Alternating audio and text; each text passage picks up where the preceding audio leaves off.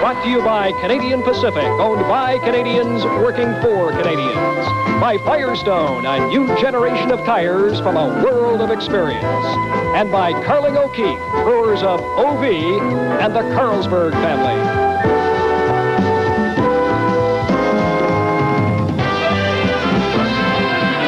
The battle of the Roughriders, East versus West. Two teams fighting for a playoff position in a game that has attracted standing room only to Taylor Field in Regina.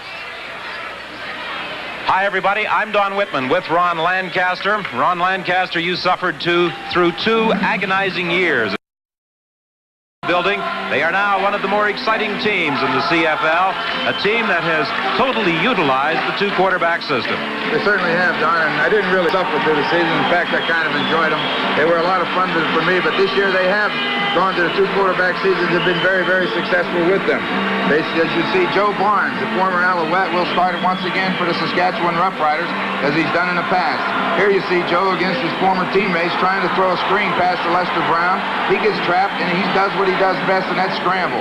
He finds Emmanuel Talbert downfield, and he turns what should be a surefire loss into an awful big gainer. The other quarterback has been the relief ace for the Riders this season, John Huffnagel. He has come off the bench for him in the last 2 or 3 ball games and thrown the ball just extremely well. John, you see here, goes back to pass. He looks around. He finds another one of his great receivers, Krista France, in the seam. He turns it upfield and turns the play into a big gainer. So the 2-quarterback season has been very, very successful for them.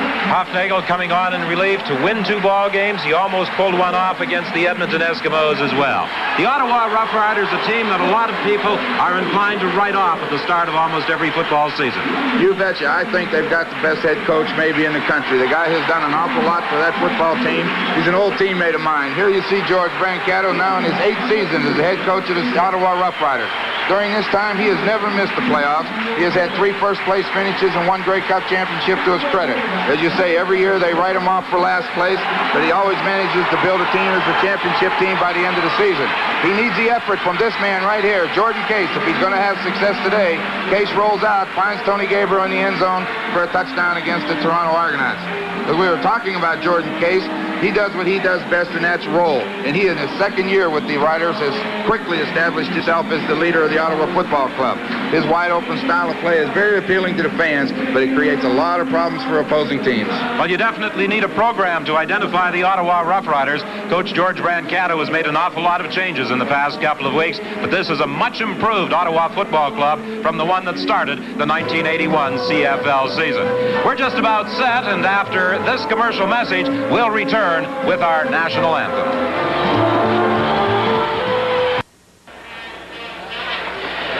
An almost party-like atmosphere prevails at Taylor Field. Newfound excitement, rejuvenated interest in this Saskatchewan football team. And Joe Faragelli, the head coach, has done quite a job in moving this team into its current ranking of 3rd in the West. Right now, our national anthem.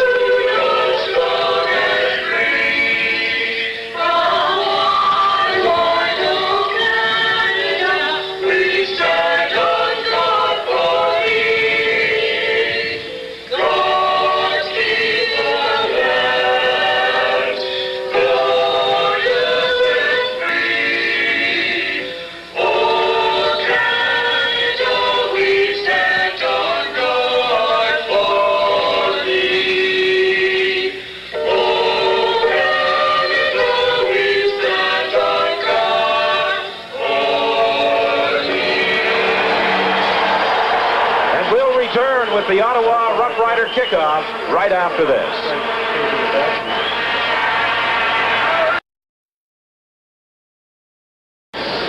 Jordan Case slated to be the starting quarterback for the Ottawa Roughriders. However, he'll have to wait a spell before he gets an opportunity to test his throwing arm in action as the Ottawa Roughriders will kick off. Jerry Organ moves up and this game is underway. Dwight Edwards starting out from his goal area. He runs into a traffic jam in the vicinity of the 22, and that's the point the Saskatchewan Roughriders will scrimmage with Bill Mitchell making the tackle.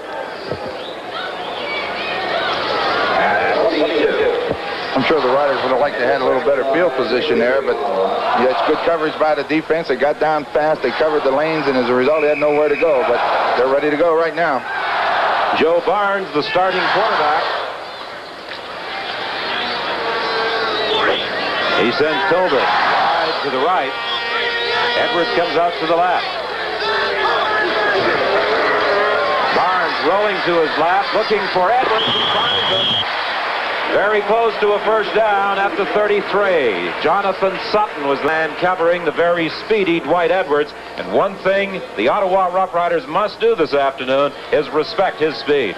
You betcha. Dwight Edwards is probably the fastest man on the club. I don't think there's any doubt. He just runs down the field, turns out, breaks to the sideline. Barnes gets the time, gets outside, and completes the pass to Dwight Edwards. By the officials. Barnes the quarterback. Figger and Brown are the running backs. A very talented group of receivers. Some figure they might be the best in the league as a unit. And the offensive line. One change from their most recent outing against the Winnipeg Blue Bombers, as Jerry Hornett has replaced Bob Foley as offensive center. The measurement reveals it is just inches short of a first down. So the Roughriders send in their short yardage unit. Jerry Hornett's a fine football player in his own right. He's been playing behind Bob Foley, and I think that's mainly because he tries to back up all the positions along the line, the tackles, the guards, and the centers. But when he gets the opportunity to play, he does a good job. It's nice to see him get to play. Jerry Hornett, a graduate of Simon Fraser University, the Roughriders' #1 protected player in 1979, a big fella, 6'3", 260 pounds. I wouldn't be surprised to see Joe Barnes just follow him right up the center, which he does, and he should have the first down.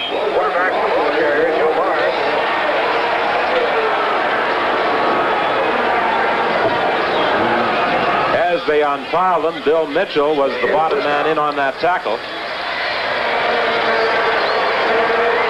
And it is a Saskatchewan first down.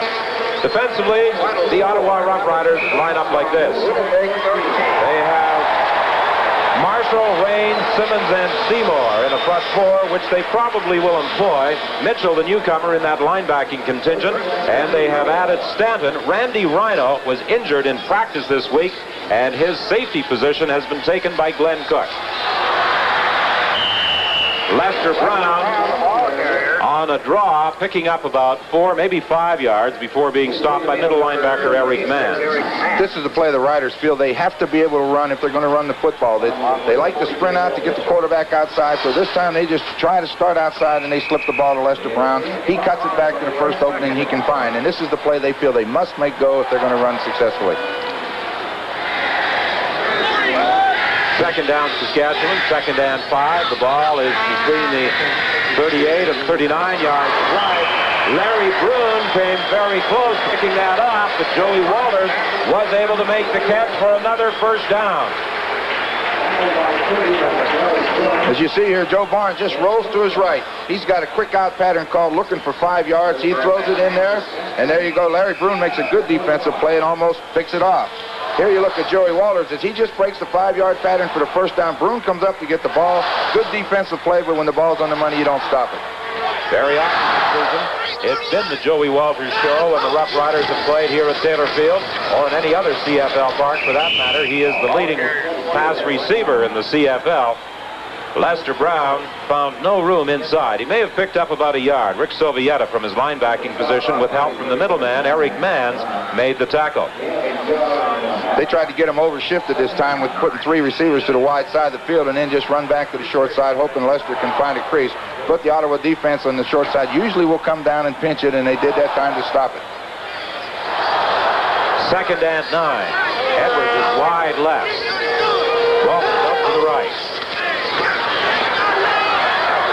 Barnes throwing short, intended for Joey Walters.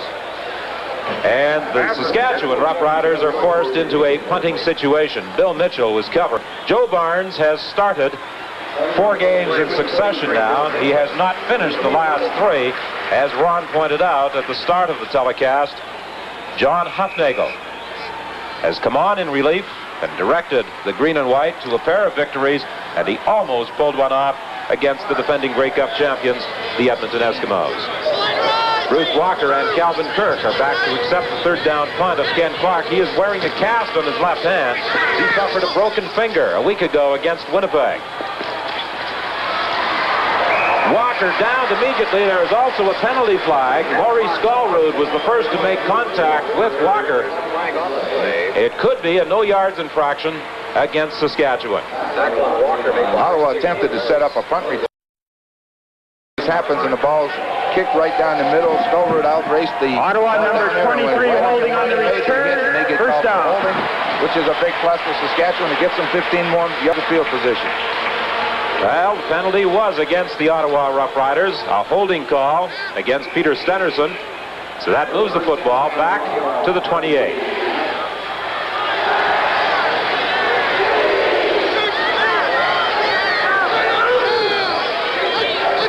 Jordan Case, the Ottawa quarterback, giving to Sam Platt.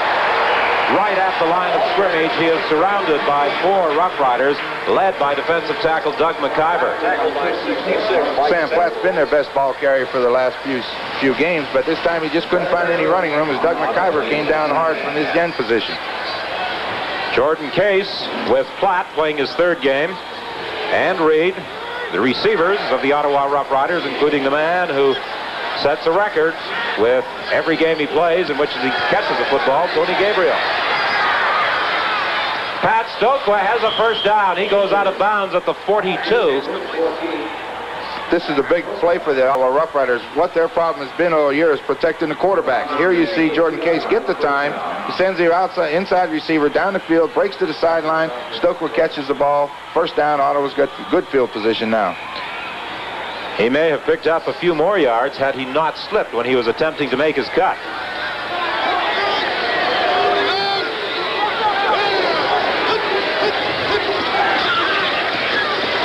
Jim Reed, the big Canadian fullback, picks up 3. Andre Jones came from his defensive halfback position to make the tackle. We've played 10-16 of the first quarter, and we have a timeout. Saskatchewan Roughriders. It's the Ottawa Roughriders in possession, facing a 2nd and 7 play. Bruce Walker goes wide left. Stokwa, the man in motion to the left. And Jordan Case will try and put it in the air, dumping off the screen to Reed. He has a first down, caught from behind by Samples, or he may have gone much further. It's a great pattern right there. He sent his receiver across the formation in motion and then sent the outside receiver to the inside of it. Set up the screen outside, and it was a tremendous block by Val Belcher on Campbell Hackney, and it was a big gainer. Wozniacki from that left end spot almost got through. With Carl Cronell injured, they've done some juggling in that linebacking crew. Schultz has moved inside, Campbell Hackney outside.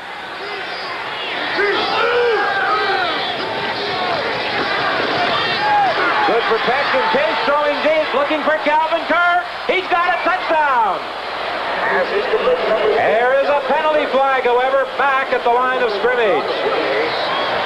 You do not throw the football any better than that. You give a little play-action fake into the short side of the field.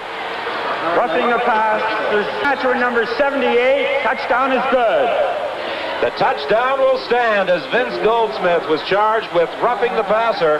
Jordan Case laid it into the hands of Calvin Kirk perfectly. As you see, the play-action fake. Kirk's going deep, and he just lofts it long and high, and Kirk just runs right under it. That's just a very well-executed football play. Ken McEachran and Billy McBride just didn't get deep enough, and Kirk outran him. Jerry Organ, the 2nd all-time leading scorer in the CFL for the point after. Jeff Avery will hold. It is good. And the Ottawa Roughriders lead Saskatchewan 7-0 with 9:18 left to play in this opening quarter. As you see right here, Jordan Case is throwing the ball, and who's coming in late? It looks like Goldsmith, and he really hits Jordan Case. The trouble is, it's after the pass is gone, which costs him a roughing call. And these kind of hits, they cause people to retire early, Don. They hurt. Tony Gabriel was looking back at the play, and he was pointing immediately when Vince Goldsmith hit Jordan Case. Case with his 9th touchdown pass of the season. He has an impressive passing percentage of 63.6%. Jordan Case had something of a slow start with the Ottawa Roughriders. He was off their roster back on a year ago. And this year, they are counting on him to do the job. If he continues to throw them like that, they won't have any worries in the nation's capital. That was a tremendous throw. You don't throw it any better. He just got it up and laid it up high and let Kirk run to the ball. And with his speed, he was able to get behind the secondary of Saskatchewan and give Ottawa that 7-0 lead right away. And, of course, because there was a touchdown scored on that roughing infraction, it is tacked on to the kickoff, and Jerry Organ and the Roughriders line up at the Saskatchewan 50-yard line.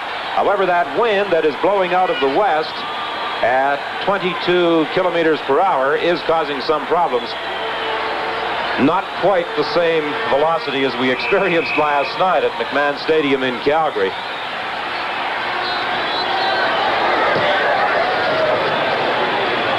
Trying to angle it into the end zone. It is going to roll through the end zone.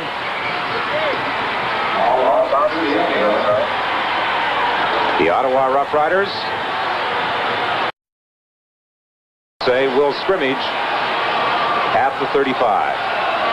A 25, correct that.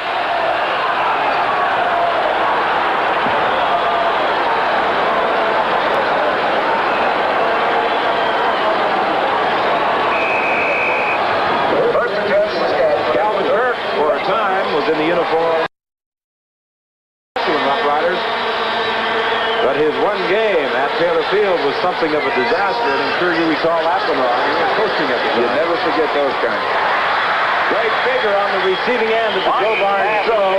Very close to a first down. He was caught there by Bill Mitchell. Initial tackle by 40. This is Joe Barnes' series where he just comes out of there, reads the linebackers, tries to find an open receiver quick, throw the ball in there. This time he finds Greg Figure in between the linebackers, hits him, first down. Saskatchewan, 1st and 10. The Western Riders at their own 37. Barnes throwing for Joey Waters. He's got it inside the 45 of Ottawa. Tackled by Glenn Cook. Excellent play. Good call. Barnes rolls to his right. Talbert runs an out pattern to the sideline at about 10, and the defensive halfback comes up, and Walters finds the seam between him and the safety man. It's a dead spot in the zone. There's nothing you can do. Walters comes down. He's trying to read the coverage. He sees the opening. He fits it right into the seam, and it's a hard spot to cover. There are dead spots back there, and he found one of them. I think this is something that Joey Walters excels at, is reading defensive sets, and he is able to react. That time, Greg Marshall reacted and dropped Joe Barnes for a loss, but there is a penalty flag on the play. And Joe Barnes is also limping. Saskatchewan 19 offside, decline. Neil Payne, the referee, explaining to us that Emmanuel Tolbert was offside on that play. Barnes rolls to his left. Again, he stops. Now he's looking to the backside. They cover the pattern very well. Greg Marshall comes in from behind, and he puts the hit on Joe Barnes. Good defensive play. That's 9 quarterback sacks now for Greg Marshall. He's the leader in that category among Ottawa defenders. It's 2nd and 17, Saskatchewan. Almost picked off. It was intended for Joey Walters, and Glenn Cook had it in his hands. Boy, that's a tough one for the Ottawa team because they blitzed the outside backer. 7:26 is the time left in this first quarter. We have a timeout.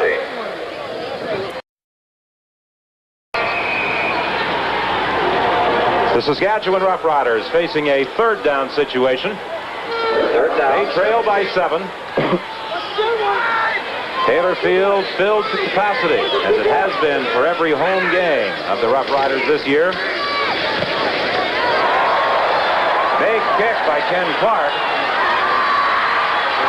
Walker finds a bit of an opening and runs it out to the 20. Marshall Hamilton was the first man downfield, making the tackle for Saskatchewan. It was a good kick right there. He got it up. It started to turn over and look real pretty, and it got hung up in the wind and came straight down to Walker. He just caught it and looked for the seam right inside and ran it straight up the field and got as much as he could. It was a good kick, good coverage. The Ottawa Roughriders missing quite a dimension with the injury to Randy Rhino because he has excelled in punt returns this year.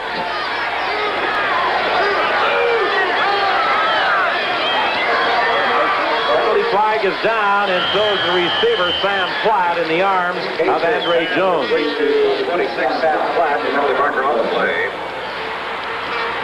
Not much, not anything fancy here. He just stands up and tries to hit an open man, and he threw it to the short receiver in the flat. Saskatchewan number 26, offside, 1st and 5. Offside call against Saskatchewan. They said 26. I think they may have meant 76. Lyle Wozniacki, because there is no 26 wearing a Saskatchewan uniform. Could have been 46. They got one of those out there now. Yes, it could have been. Bernard West has moved into a linebacking position in place of Campbell Hackney. Sam Platt trying to turn the corner. He is brought down at the 25. He got back to the line of scrimmage, and that was all. Mike Samples was pressuring quarterback Jordan Case. Case rolled to his left and just slipped it into him, and away he came to the backside. But, boy, he was very fortunate to get back to the line of scrimmage. Looks like, I don't know how you're going to figure out what they're going to do over there, but they're doing a lot of drawing. I don't see many people trying to read it. They have the chalk, but perhaps they've lost the eraser.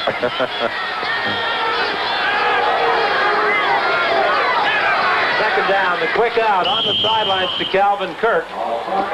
Another first down for Ottawa. They'll place it at the 31.5. Good call on a 2nd and 5 like that. He's not looking for much. All he wants is the first down to keep that drive alive.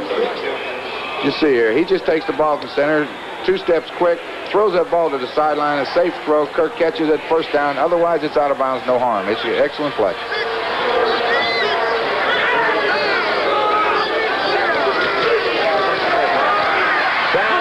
Breaks the initial tackle. He can run.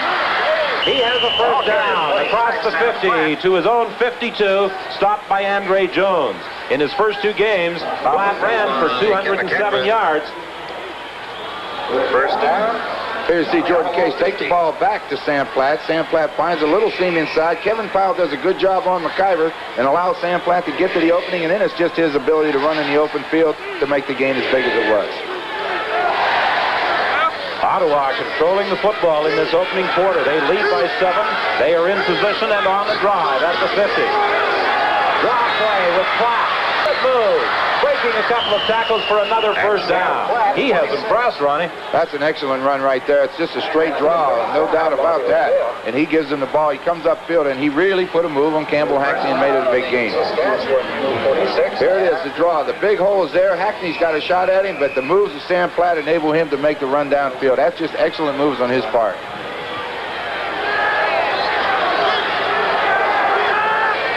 The ball at the 47. Case to the sidelines. Gabriel tried to one-hand it. He could not hang on. Gabriel, of course, has the pro football record of catches in 131 consecutive games. The ball was just delivered a little bit too far. He had the time to throw, but he really wasn't open that well, but he took the chance that if Gabriel doesn't get it, nobody gets it, and he threw it far enough to where he proved his point. Ball fell to the ground, so they don't lose possession. There's no problems with that.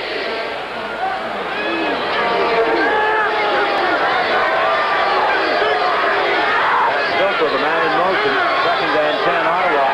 Drop play with Jim Reid, the big Canadian fullback. He's got a first down and more to the 30-yard line of Saskatchewan. Good run by Jim Reid right there. Just another draw play. There, Case takes the ball, shows drop back action, hands the ball to Reid. He finds a hole in the middle. He gets a good block in there by the center, and Kevin Powell and the center, Larry Titley, and he springs it for the first down. Ron, you anticipated that Ottawa would attempt to take advantage of Carl Cornell's absence. Well, he's tough inside him, and he's not in there. It doesn't make a difference. Quick out to Calvin Kirk, looking for some blocking help. Still on his feet and down the sidelines. He'll score. Another good. That's the first part. That's a harmless pattern. It's just a screen out there to him, and Kevin Powell got out in front of him and made one block, but he just seemed to run into traffic, bounce off, and go the distance. Pat Stokoe and Kevin Powell were the people who threw those key blocks, as you'll see on the replay. Case just throws it out to Kirk. The tackle comes out there and makes a halfway block on Dennis and screens him, and then Kirk just runs into the Powell, makes his moves on his own, spins and scores. That's 2 touchdowns for Kirk. Calvin Kirk with 2 touchdowns in the ball game, and the Ottawa Roughriders have quickly jumped into a big lead. Jerry Organ will try to make it 14-0. He does. 3:26 the time left in the first quarter, and we'll return with the Ottawa Roughrider kickoff right after this. A lot of action on Sports Weekend next Saturday. Live coverage of the 52nd running of the Grey Stakes from Woodbine Racetrack in Toronto, the Canada Games for the physically disabled, and a report on the Calgary Olympic Development Association's bid for the 1988 Winter Olympic Games. That bid will be presented on September 30th in Baden-Baden. Calgary vying to be host along with Cortina, Italy, Stalin, Sweden. Oregon's kickoff goes to Dwight Edwards. Edwards using his speed to get outside of Sutton. Then he runs out of room as he's forced to the sidelines by Calvin Kirk. We were talking earlier about the speed of Dwight Edwards. He just catches the kickoff and comes up and takes a chance and going to the wide side of the field. I don't think it was set that way. But here's the kickoff to Dwight Edwards. He takes it, starts up the field. He's looking for something, some room to run. Somebody commits outside and doesn't keep him contained, and he turns on the afterburners, and he comes very close to going the distance. It's Calvin Kirk that comes over and finally shoves him out of bounds.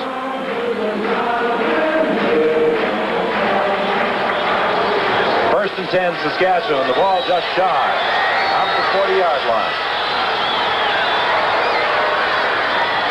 Barnes to Dwight Edwards. He is hauled down by Eric Manns, the middle linebacker. Barnes just drops straight back this time, and he takes the ball, just drops straight back in, looking to his left. Dwight runs kind of a delay pattern underneath the linebackers, or he comes underneath them. The ball's delivered on the money, and the middle linebacker, Manns, has to make the tackle. Edwards, as we've pointed out a couple of times, has the blazing speed. He does not have the experience. But with each game, he is showing improvement. This man is always good. Barnes was thumped as he hit Joey Walters. Barnes appears to be hurt. Larry Brune was the man who made the tackle, and it was Eric Manns who hit quarterback Joe Barnes. I think Joe's hurting a little bit there. He got one heck of a hit right there, and boy, you hate to see that happen. Joe takes the ball. He sprints right a little bit, makes a tremendous throw. He throws this in the hole. Walters goes up and gets it. Here comes the hit. And he just goes down. I can't really understand what happened unless he turned it. Well, he was limping earlier in the ball game. The way he went down and just glancing back at the quarterback as he unloaded and looking downfield to the pass receiver, it appeared as though he was hit as Manns came in. However, Manns pulled back. Barnes just seemed to go down. He may have pulled a hamstring or something. Yeah, sure did. He didn't really get hit on this play. The defensive man wisely pulled up. It would have been roughing had he hit him. He just pulled up, and Barnes just kind of went to the ground. Whether it's his ankle, a leg, or what, it's hard to really tell right now. But as you say, he was limping a little bit earlier. Well, there are fans of all ages at Taylor Field. They were in a party mood at the start of this ball game. However, Jordan Case kind of silenced them in a hurry. Well, when you go into the opposing team's ballpark, as Ottawa is here today, let's face it, it's a hometown crowd and they're noisy. The only way you quiet them is to put points on the board, and Ottawa took care of that in a hurry with 14 of them. Well, Joe Barnes in his last 3 starts has been accustomed to going at least half the football game. However, this time he is out and on the sidelines because of an injury, with John Helpnagel, the relief artist, coming in to take over. 2:03 is the time left in the first quarter. Helpnagel will try and throw it. He may have to run. He's chased out of bounds by Mann. There will be a penalty flag.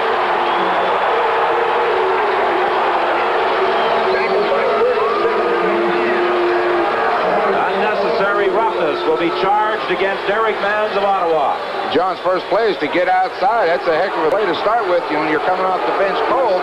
He runs down the field, and Eric Manns just sort of comes over the top of his head. I'm not sure that it was a late hit out of bounds. I think it was unnecessary roughness when he brought his hand down over the back of his head. That's what it looked like.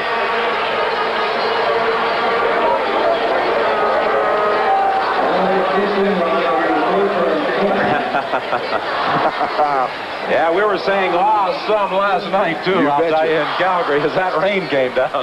We said a lot of things I've read on. That was a terrible night to be out. The Edmonton Eskimos didn't find it that bad. I like Huey Campbell's line at the conclusion of the game. He said, we're Eskimos, not Sun Devils. We play in everything. Chris DeFrance has a first down at the 10-yard line. Chris DeFrance is a very underrated receiver, but he's one of a great core of receivers that the Riders have. This time, Hufnagel rolls right. He comes to his right side, gets good blocking, sets, looks back inside, and right in the middle of the zone, there's Chris DeFrance, and he threads the needle. So it gets him in field position, and it'll get things going for him. Hufnagel fired that one right between the linebackers, Eric Manns and Rick Sovieta. And goal from the 10-yard line. Hufnagel end zone touchdown, Joey Walters. Nothing to it. That made that look awful easy. That'll get this crowd going, and that'll give the Riders a big lift that they need. John Hufnagel just comes out of there and finds his favorite receiver in the end zone. Joey Walters has an unbelievable ability of getting open down the field, man coverage. He just makes the move and goes to the inside. Nobody back there because of the blitzing situation. He's all alone in the end zone, and that's just a great move. It's not much you can do about it. Here he is again. He just makes a move outside, drives back inside, and the ball's there. Well, this is the time of year when a lot of the nominators across the country begin thinking of the Shenley Awards. And Joey Walters is certainly, I would think, going to be a candidate, at least on the initial ballot out of Saskatchewan. The point after by Watson, and the Ottawa lead is cut in half with 56 seconds remaining in the opening quarter. He's had a sensational season. The problem with Joey in the other years, he sells himself out so much. He picked up these injuries that would nag him and slow him down. This year he has stayed healthy, and he has done everything that they can ask him to do and more. Well, this crowd certainly is excited. They got the pom-poms waving. Now, for Ottawa to get the momentum back, they got to get this crowd quiet, and they've got to move the football. At one time, I thought I knew all the Roughriders songs. They must have some composers in this city. Every year. I think the words to this song were written by Steve Mazurk. Is that right? Yes, they were. And his wife wrote them. It's kind of a catchy tune, and the Riders right now have a lot of songs. They've got everything going for them. They've done a heck of a job. Sean Quinlan and the marketing people, it's tremendous. They've got a song for every situation. You bet. You name it, they'll find another one for it if they don't. Watch the message board now for the Safeway touchdown ball. And your location.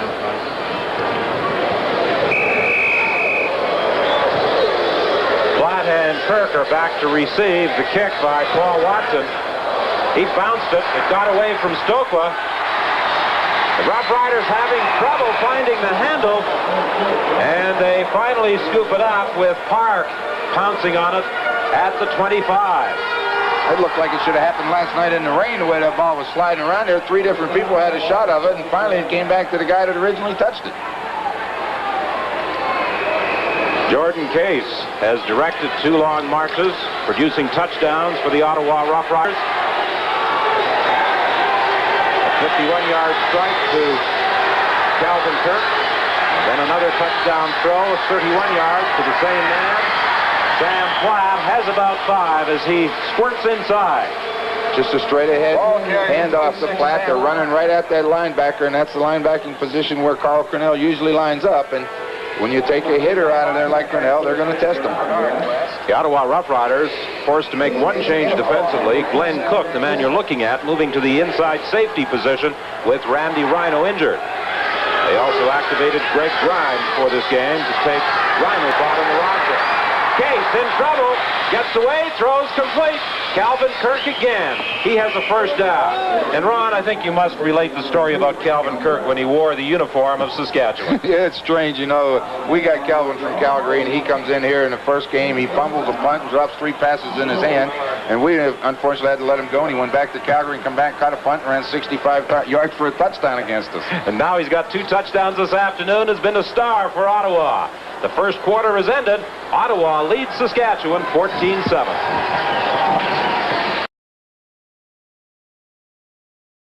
Along with Ron Lancaster at Taylor Field in Regina, the start of the second quarter, and Calvin Kirk could not hang on to the throw from Jordan Case. Jordan Case this time had just a quick slant pattern thrown to Calvin Kirk, and I think the problem was Bernard West, the linebacker, came in there and got up in his face, and he couldn't throw the ball in front of him. It got behind him. Well, Gaynor Gopher has helped this afternoon at Taylor Field. They brought in the San Diego Chickens, and he is probably echoing the sentiments of a lot of fans at various times in the ball game. However, the officials do take a lot of abuse. Most of the time, however, they are right in their calls. Yeah, the replays usually show that they're usually on top of it. They do a good job. And second down, they just went for a drop-back pass, a little bit of motion to try to confuse the defense, throws a screen pass to Reed. Reed gets outside, but it's played very well, and coming from the back, and Mike Samples comes back behind it, along with Goldsmith, and makes a tackle and forces them to give up the ball.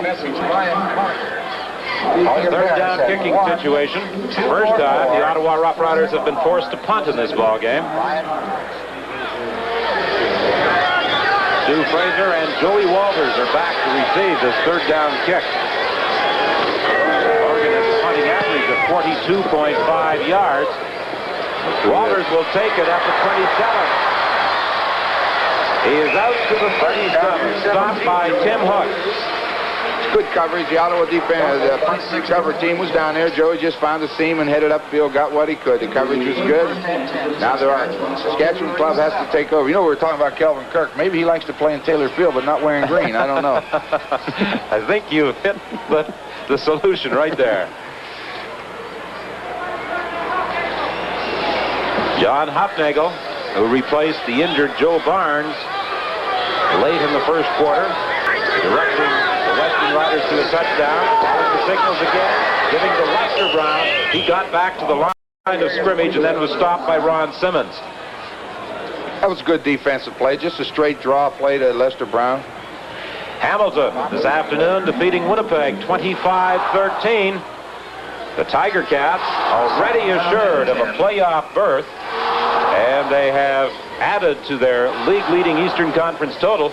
Winnipeg now in somewhat desperate straits to catch a playoff berth in the West.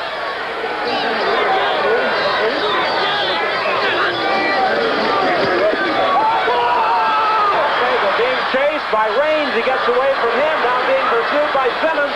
Simmons hauls him down. And that's something that Bob Ovilovich was telling us today, Ron. The Rough Riders, with the changes they have made in their roster, have improved their team's speed, and he talked about the quickness of Simmons. We saw evidence of that on that play. Well, he showed it right there. As Of 11 on the play, it'll be John Hupnagel is going to roll to his right. He's going to look to the backside to Joey Walters, who was knocked down on the play. There's nowhere to throw. The pressure comes. He starts to scramble, picks up a couple blocks, but Simmons shows great speed for a defensive lineman, and he runs the quarterback down from behind. That is excellent speed. Ken Clark stands at his own 12. Good third down kick. Walker getting outside, looking for a couple of blocks. He slips and falls at the 38, gets back up, and gets out to the 49. Nobody touched him when he went down, so he is entitled to get back up and continue on. That's by Bruce Walker. The ball comes to him. He just runs with it. 32. You'll see him coming to the wide side of the field. He's looking for anything, looking for a hole to cut up through. Gets to the outside. As he plans to come back to the inside, he slips. And right there, they fail to touch him. And he comes right back up running.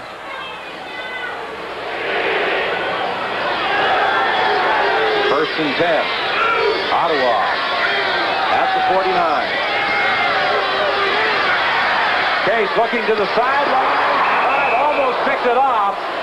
He was trying to take it away from Walker. That was an excellent defensive play by Billy McBride. It seems like teams like to go after him. Here, Jordan Case takes the ball, a little play-action fake, tries to roll outside. Walker gives him a move deep and then turns to the sideline, and McBride's right all over him like a glove, and he almost goes for 6 the other way. Billy McBride has 2 interceptions this season. Billy McBride was a basketball player in college, Don. He didn't play football till his senior year. Draw play with Jim Reed.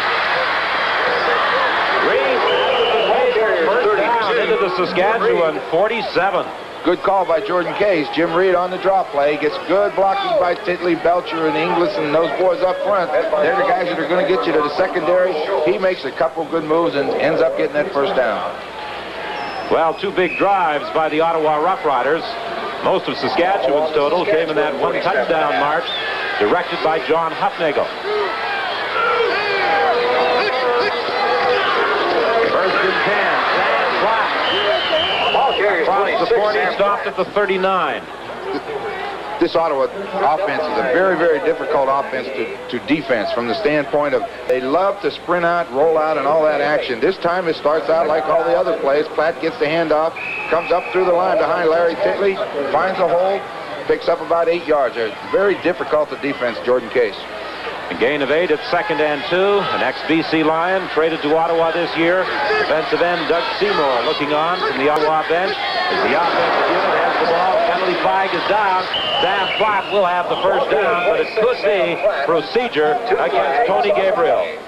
Yeah, Tony, you know, most of the inside receivers likes to take those couple quick steps of motion outside. This time he faked them and come back in the block.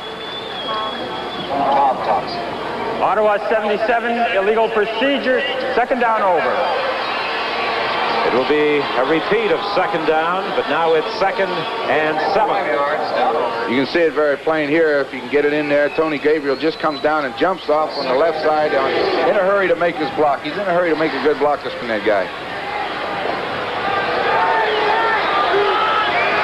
Silkler in motion to his left. Applying pressure. Case is tackled. There is also a penalty flag. Lyle Wozniacki was the man who brought Jordan Case down.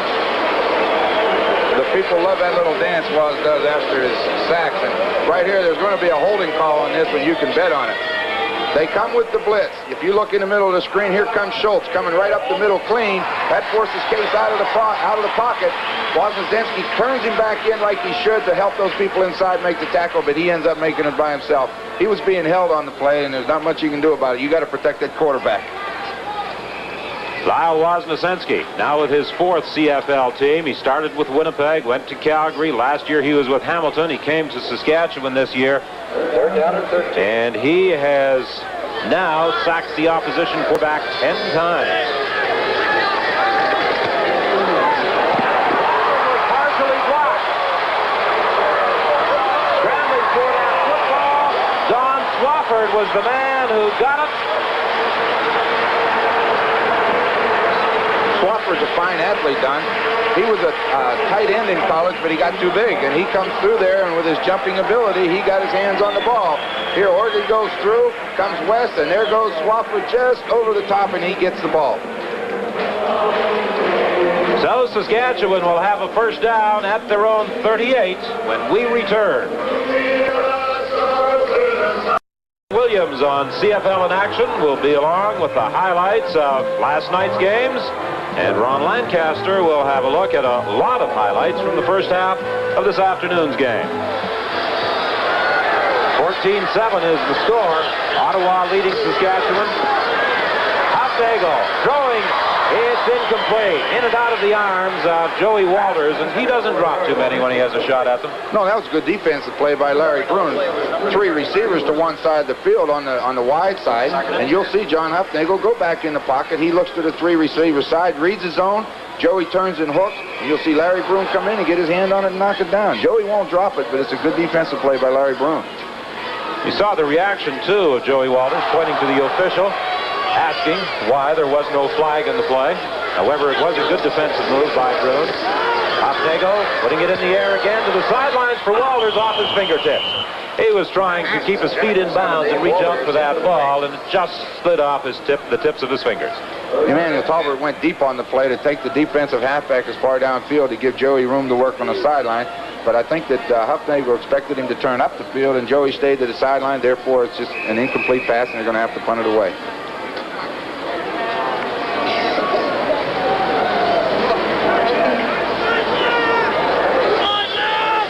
Ken Clark standing at his own 25 to launch this third down kick.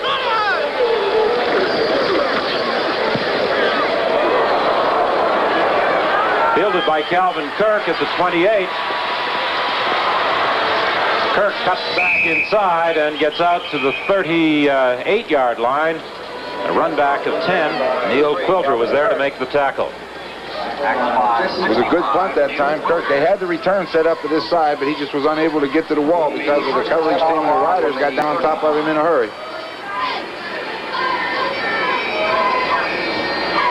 Ottawa's moved the ball really well. They've got the Rider defense, Saskatchewan Roughriders that is, off balance a little bit. They're going to have to make some adjustments. Passing play, Jordan Case flipping it out to Sam Platt for a gain of almost 10.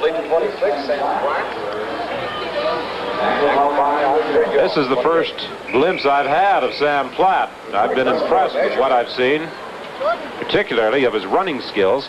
He's got a lot of moves on that one. He's a safety release. They're trying to throw the short ones, take what they give him, don't get greedy, and he made excellent moves, picked up a block from Gabriel. As you see, he was looking for the look-in pattern when he went out. He's covered, so they have to go to the safety valve. First down. It is a first down, Ottawa. 8:13 is the time left in the half. Tony Gabriel looks for the ball. He's not open, so right away he turns up, makes a pretty good block on a linebacker, and then tries to look for Tom Schultz, and that enables Platt to have room to run. Gabriel actually got 2 blocks in, one on Campbell Hackney and another on Tom Schultz. Inside with Platt fighting for 4, maybe 5 yards. Stopped by Campbell Hackney. Just off the sprint action again, and Platt's going to come to the backside looking for a hole. The Rider defense did a good job of closing it down to 4 yards. Ottawa attempting to take advantage of the absence of Carl Fresnel. Last week, suffering a slight concussion in a victory over the Winnipeg Blue Bombers.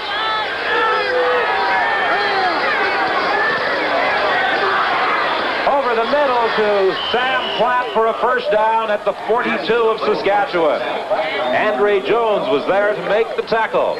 7:22 is the time left to play in this first half. The Ottawa Roughriders lead Saskatchewan by 7. All right, football fans, program number.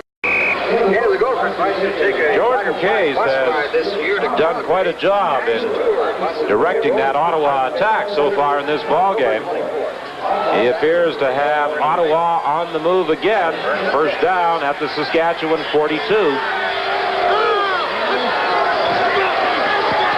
Case to the sideline. Silva has it out of bounds at the 35. Just steps back in the pocket and throws a slant toward the sidelines to Stokwa. Easy pattern. As you'll see, he'll step back. Only 3 steps, so he'll throw it quick. There's the throw. Stokwa makes the catch. On top of him is the defender. Gives him about a 5 or 6 yard gain. Jordan Case, graduate of North Texas State. Signed by Ottawa as a free agent. All but 3 of his pass attempts so far today. Again, Sam Platt works inside. Campbell Hackney making the tackle, but I don't believe he stopped him before he picked up a first down.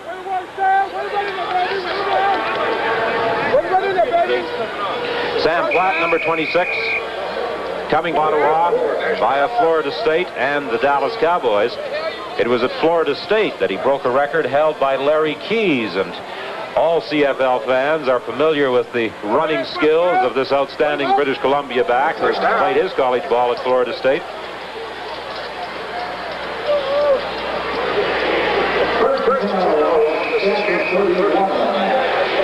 Another newcomer to the Ottawa football team, Bill Mitchell. They say he is a tremendously hard hitter, a punishing tackler.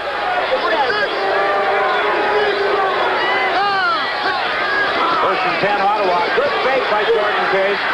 He's being pursued, tried to turn in front of Goldsmith, and Goldsmith was having none of it. They came back with exactly the same play they ran before, only this time Jordan Case just didn't give him the football, and he came on a naked bootleg all by himself out here. And Vince Goldsmith made a good play staying at home along with Bobby Hosea. He did have Bruce Walker downfield if he could have got open, but Steve Dennis stayed with him man-to-man. A loss of 2 at 2nd and 12. Walker goes wide to the right. Calvin Kirk splits left.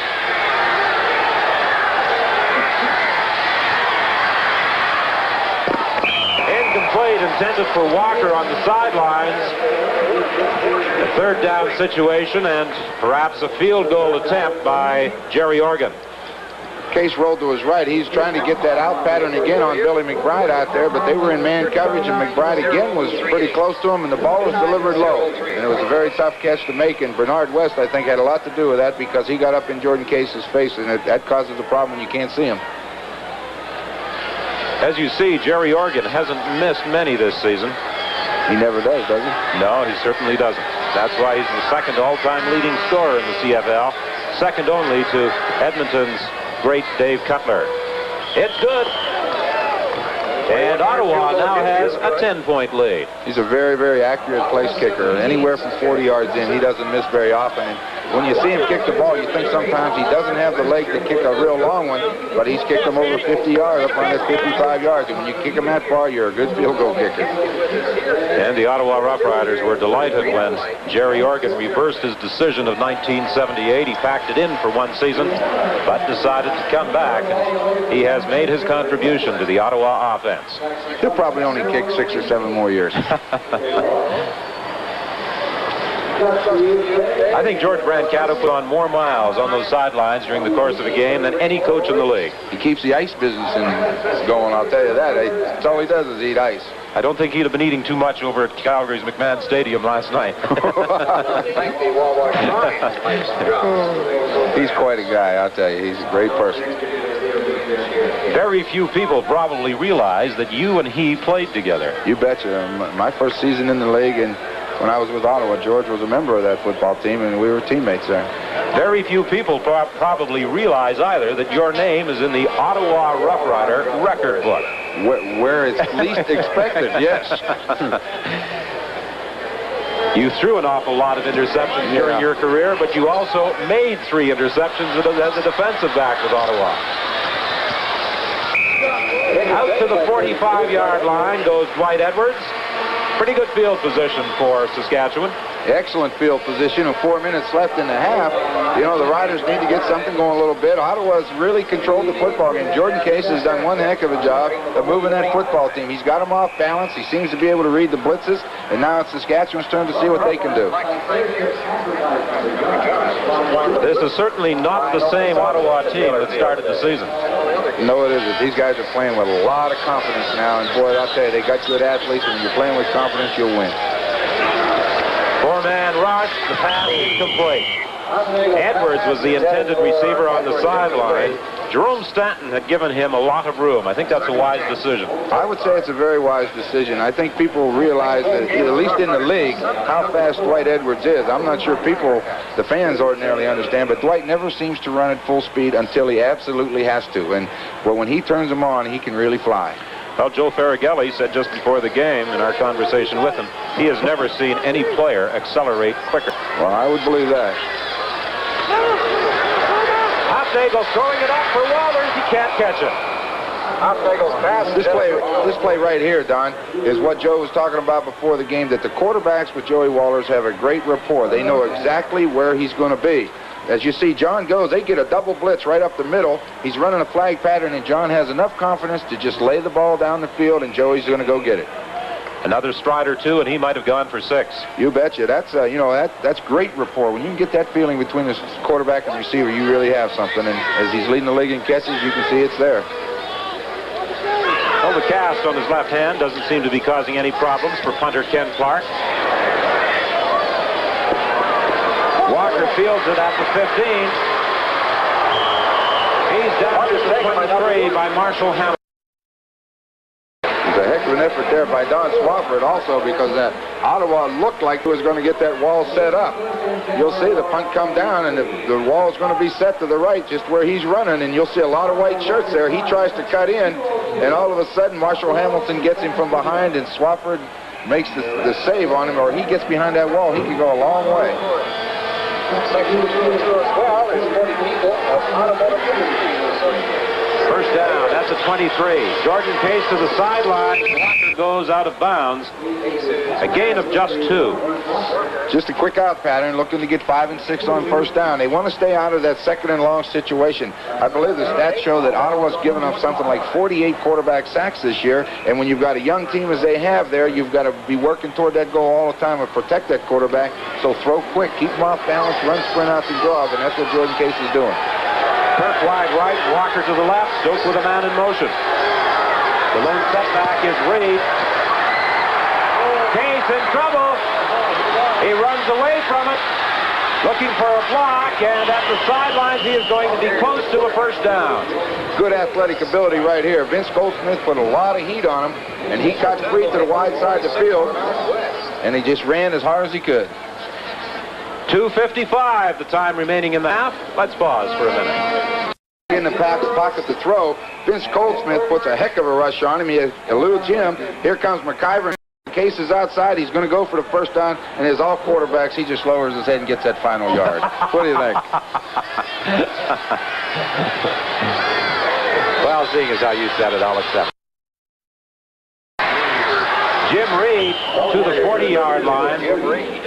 On first down, a gain of 7. Good run by Jim Reed here. There's not really a big hole for him to run through there, but he just finds a little bit of a crease and kind of leaps through it, and all of a sudden he's into the secondary. Here it comes. He's coming right at you. He just takes it, cuts back to the inside, jumps over the guys on the ground, and gets into the secondary for 7 yards. That's a well-run play. He's doing a good job. Peter Stennerson looking on from the sideline as Case barks out the signal. 2nd and 3. Intended for Kirk, incomplete. Just threw it behind him on a slant pattern. Kirk just went to the inside, and Jordan just released it a little bit behind him, and that's a very difficult catch for any receiver to make. Tell you what, Don, I've been very impressed. You know, the coaches from Ottawa were telling us today that, you know, they've had some problems with their offensive line. They're young. They've made a lot of changes, but I'll tell you, they've done a good job this afternoon. They prepared them well for this football game, and Jordan Case has called quite a game and executed to perfection as well. That's always a big plus when the quarterback understands the game plan, right? Indeed. And then executes it.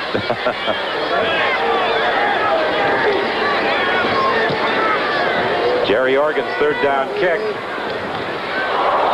Fraser had difficulty in fielding it. Penalty flags go down as Fraser breaks free. He fumbles the football. It's recovered by Ottawa. Now let's see what those penalty infractions were all about.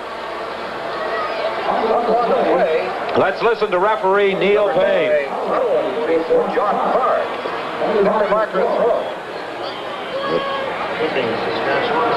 Clipping the call against Saskatchewan. I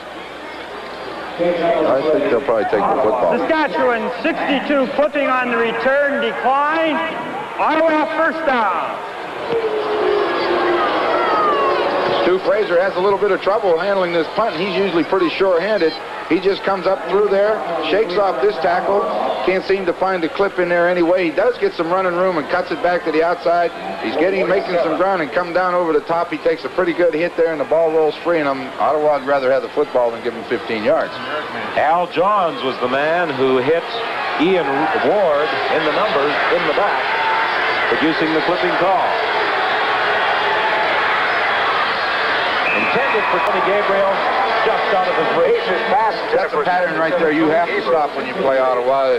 How many years has it been since the quarterback Ottawa just comes out real quick and hits Tony Gabriel on that quick, flat pattern, and he turns it upfield and makes big yards, and this time it's just a little bit too far. At 6'4", 207, Gabe is a rather imposing target, isn't he? He's not a bad size for a receiver, I'll tell you. Good chicken, Brian.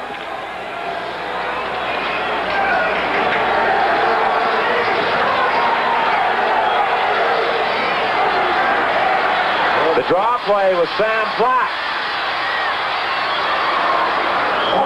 Almost a first down. In fact, he may have it. Bobby Hosea was the man who finally arrested his forward advancement. 2nd and 10, start to sprint to the wide side of the field, and then he just hand back, and he comes back weak side. One of the officials was injured on the play. He was involved with several of the players in a collision.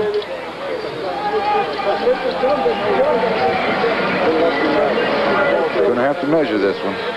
That's a good run by Platt right there. He comes back around the end as it looked like if they're going to roll to the wide side, and then they just hand him the ball, and he comes back, and he had, I think it was Val Belchers who it looked like to me to throw a real good block for him to enable him to pick up some extra yards.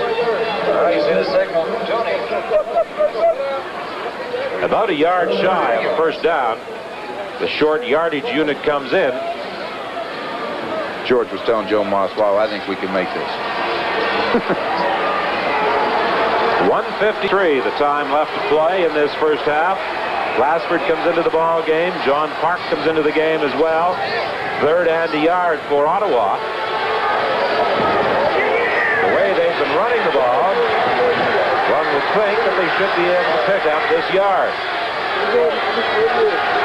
Movement at the line of scrimmage. John Park carried. He has the first down, but let's wait and see what the penalty is. I think it's against Saskatchewan.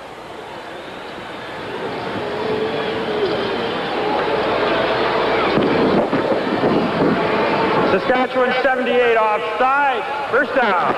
Vince Goldsmith was the man who moved in advance of the ball being centered. In that short yardage defense, Vince Goldsmith moves to the inside to a defensive tackle position. He did play that in college, so it's not an unfamiliar position for him. 1:34 the time left in the half. The ball is at the Saskatchewan 49. 1st and 10 Ottawa. Tony Gabriel gets his pass to keep his string alive at 132 games. Just a quick out pattern. It took everybody and their brother to bring him down back there. He was dragging him around. You'll see Jordan Cates here just takes the ball, steps back, got Gabriel on the quick out, makes the delivery right on the money. Tony turns upfield. Andre Jones hits him. Billy McBride hits him, and he's still going. And there Campbell Hackney comes in over the top, and he's finally down.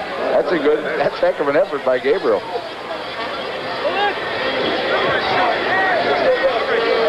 Gabriel, of course, 7 years in an Ottawa uniform. A 5-time Shenley Award winner. Doesn't matter how long he plays for Ottawa. I only remember one catch he made that I'll never forget. Yes, I think you would vividly recall that one. You betcha. He's standing in the back of CNE Stadium in the end zone all by himself with 11 seconds left in a Grey Cup and beat us. You don't forget those. 1976.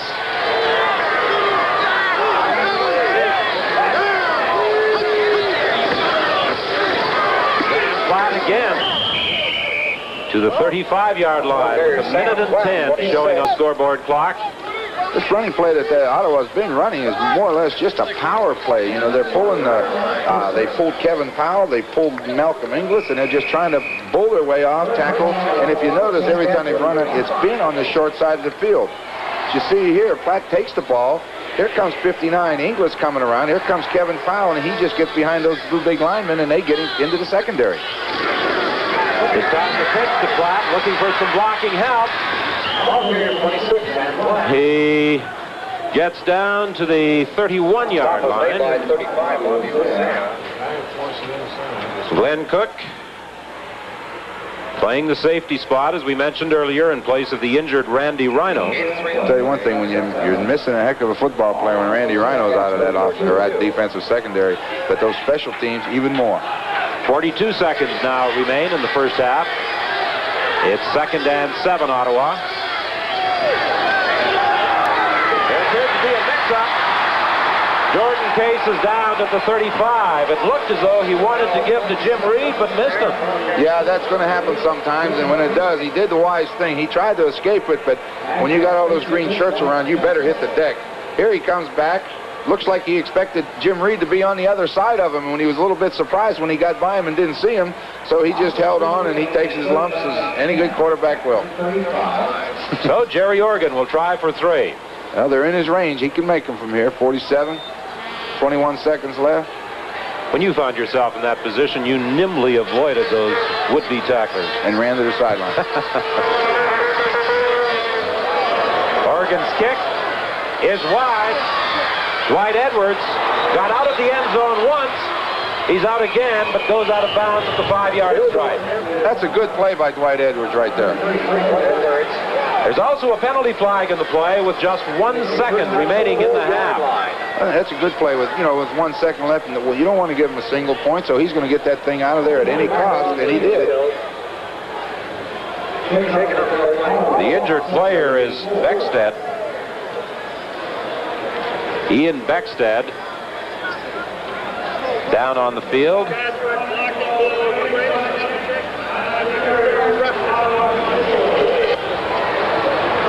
see.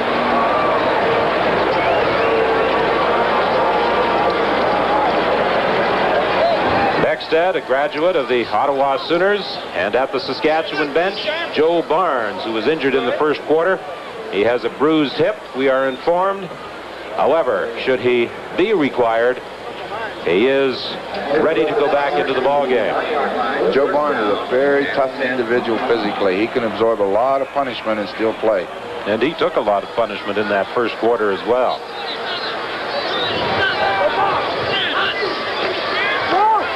The final play of the half, barring penalty. Lester Brown stopped right at the line of scrimmage, and that ends the first half. The Ottawa Roughriders leading the Saskatchewan Roughriders by 10. Stay tuned for our halftime show.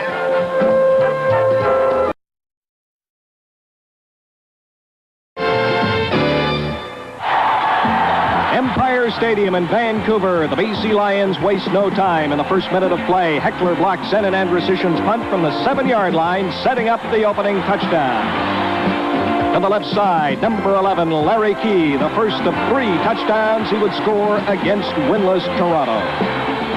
The Argonauts did show some promise early in the game. Condridge Holloway, a long pass to Martin Cox, 58-yard touchdown, the first for Toronto in a long time, and to many people's surprise, the game is tied at 8. 2 minutes to go in the first half. Joe Paupow to Pancratz, wide open, cuts back for the BC touchdown.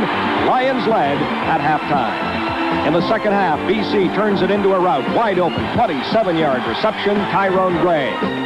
The touchdown, again, Paupow passing former Argo Al Sharuk. Good reception in traffic for the Vancouver touchdown.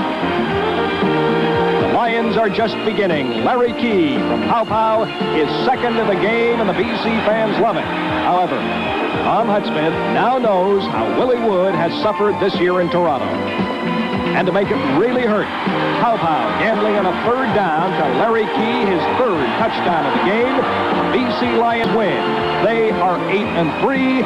The winless Argos 0-11. From the sunshine and clear skies of Vancouver to the rain, cold, and wind of Calgary's McMahon Stadium. The Edmonton Eskimos' first offensive series. Moon passing to Scott. They are stopped. The interception in the end zone by Napoleon Ingram. However, Edmonton too good to keep off the scoreboard. Their second possession. Warren Moon goes back, looks to the end zone, wide open. Waddell Smith, his 6th touchdown of the year. Second quarter with the wind at their backs. Ken Johnson replacing starting quarterback Bruce Threadgill. It's James Sykes on a screenplay. Joe Holloman will get back into the play to help Mike McLeod with a tackle. However, the Edmonton Eskimos were able to stop the Stampeders after that big game, Calgary managing only a single point. The picture describes the playing conditions late in the second quarter. Gary Hayes has difficulty, and you can see why, with a wet football when hit by Frank Kosick, and the Stampeders get excellent field position. With Ken Johnson and Tom Forzani combining, Calgary scores on a 3rd down gamble all alone. Forzani from the end zone, 13-9, halftime for Edmonton. 4th quarter, Jim Germany inside, cuts back outside.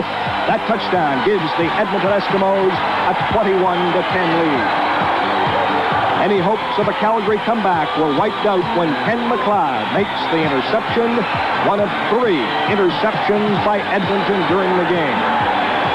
The Eskimos continue to roll in this 1981 season. They win it last night, their 9th win. They are now 9-1-1. And that's week number 12 in the CFL.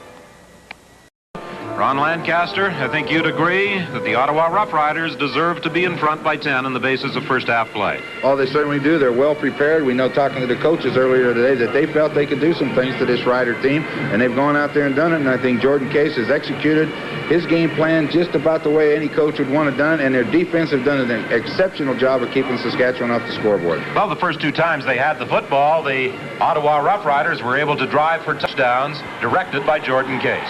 Jordan Case here just gives a little play-action fake to Sam Platt. He drops back. He's got Kelvin Kirk going deep, and he just lofts a beautiful pass that you can't throw any better, and Kelvin Kirk just runs away from the secondary, drops it in his hands, and Ottawa gets off to a 7-0 lead. That is an excellent throw, as well as executed as well as anybody's. They come right back on the next drive, and they hand off to Sam Platt. He's from Dallas, and he's averaging 5 yards a carry. It's just a little draw play, but he does all this on some great moves. Once the linemen get him into the secondary, he does the rest by himself. Just an excellent runner. Second Ottawa touchdown. Just a quick screen out to Kelvin Kirk again. You'll notice Kevin Powell coming out there to help. He walls Steve Dennis to the inside. Pat Stokely makes a block for him, and he's free down the sidelines. It's very well executed. Ottawa definitely deserves that 17-7 lead. Following a kickoff, or following a touchdown on the next kickoff, Dwight Edwards comes out. He looks for the hole up the middle, can't see it, breaks to his outside, and with his tremendous speed, he does turn the corner. He gets hit and gets forced out of bounds, but not before he almost breaks a touchdown. An excellent kickoff return by Dwight. And then John Huffnagel came on in relief of the injured Joe Barnes, and he put 6 on the board, Saskatchewan. Well, he stands in here under the Ottawa blitz. He's got Joey Walters one-on-one down the field. Joey gives an outside move, goes to the inside, and anybody can see it's 20 yards in the open, and anybody can throw those passes. Nice play.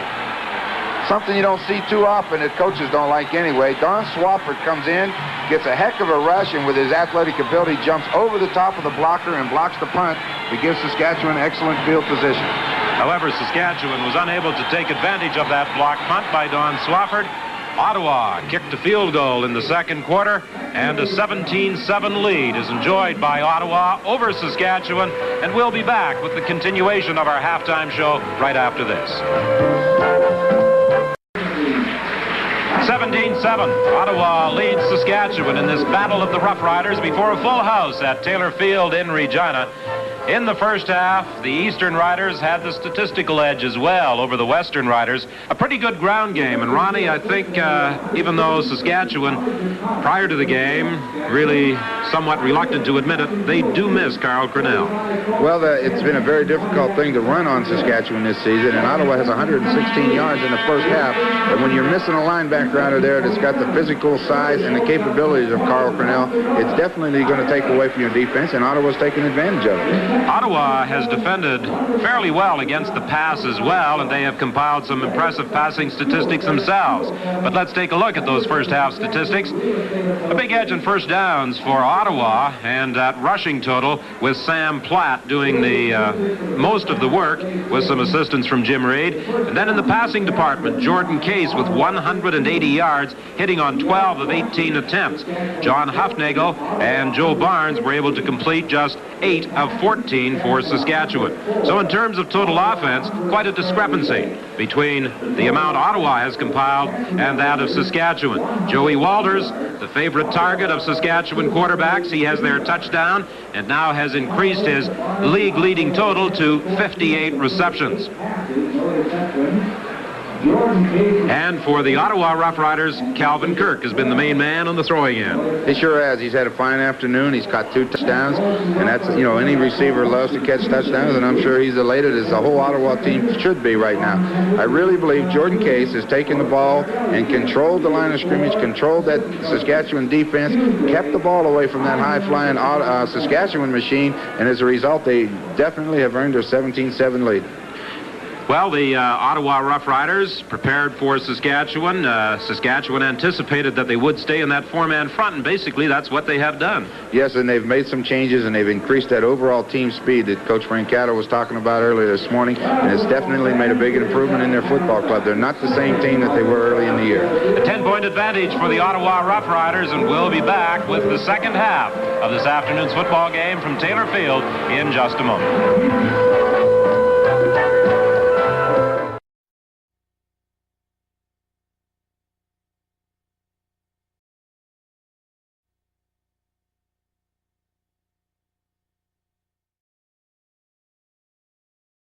Barnes started the ball game for Saskatchewan, but bruised his hip in the first quarter. However, he has indicated that if called upon, he is ready to return in the second half this afternoon. Dave Cutler padded his total atop the scoring race in that victory by Edmonton over Calgary last evening. Lou Pasaglia also had a big night in BC's conquest of the so far winless Toronto Argonauts. And this afternoon, Bernie Ruoff picked up some points as Hamilton beat Winnipeg 25-13. And on our post-game show, we will show you the highlights of that Hamilton-Winnipeg game. Larry Key continues to lead the rushing derby. James Sykes of Calgary is second, and Jim Germany in third spot. A tough evening for running last night at McMahon Stadium in Calgary. The big ground gainer in that victory by Edmonton over the Stampeders was Neil Lumsden. The Carling O'Keefe offensive star of the game. He picked up 74 yards. And on our post-game show this afternoon, the offensive and defensive stars of the game for the Carling O'Keefe Award will also be chosen. Jerry Organ's kickoff to start the second half to Emmanuel Tolbert. Down to the 25-yard line. Tackled by Bill Mitchell. That's excellent kick coverage by Mitchell. They were telling us today that he's got excellent speed and that he is a hitter. Well, he showed it on this kickoff cover team. He came down the field and made the tackle in a hurry, and he puts Ottawa or Saskatchewan on their 25-yard line. 28,335 spectators in attendance at Taylor Field, the second largest crowd ever to witness a football game in Regina. In relief in that second quarter, had some problems hitting on just 2 of 6 passing attempts. One of them in for a touchdown. He starts off the second half in better form, finding Dwight Edwards for a first down to the 40-yard line. Good throw by John. He got the Greg Fieger goes in motion out of there, and he just goes to make the third receiver on that sign, and then John just sits back there and takes a look at it, and he finds Dwight Edwards. As you see, John's back here. He's just reading the coverage. He finds Dwight Edwards standing on the sideline, so he throws him the football. It's an easy game. Just play pitch and catch. It's easy for you to say. It's easy to say from up here, none. Don't have any blitz and linebackers coming.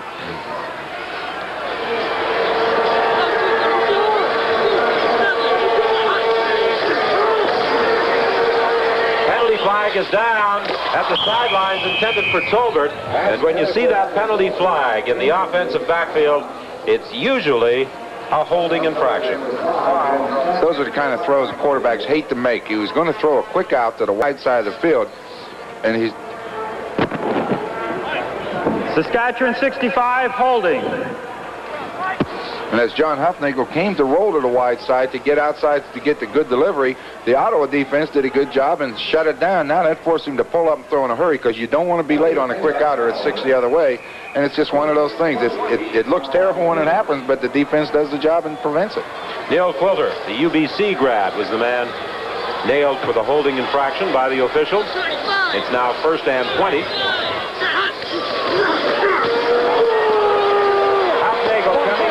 Dwight Edwards. A gain of 15. Stopped by Eric Manns. What they're seeing a lot of is a zone defense, and that means that in the way Ottawa's playing it, there's 4 people deep, 4 of the linebackers underneath, and then the receivers find the holes. You see the linebackers dropping back out of there. That's the underneath coverage, and Dwight Edwards curls back. Huffnagel finds the open man and delivers the ball on time, and they're either going to drop those linebackers back to give them underneath coverage, or they'll blitz the quarterback hoping to force an interception, and when they do, then they're one-on-one, but this time it's a zone.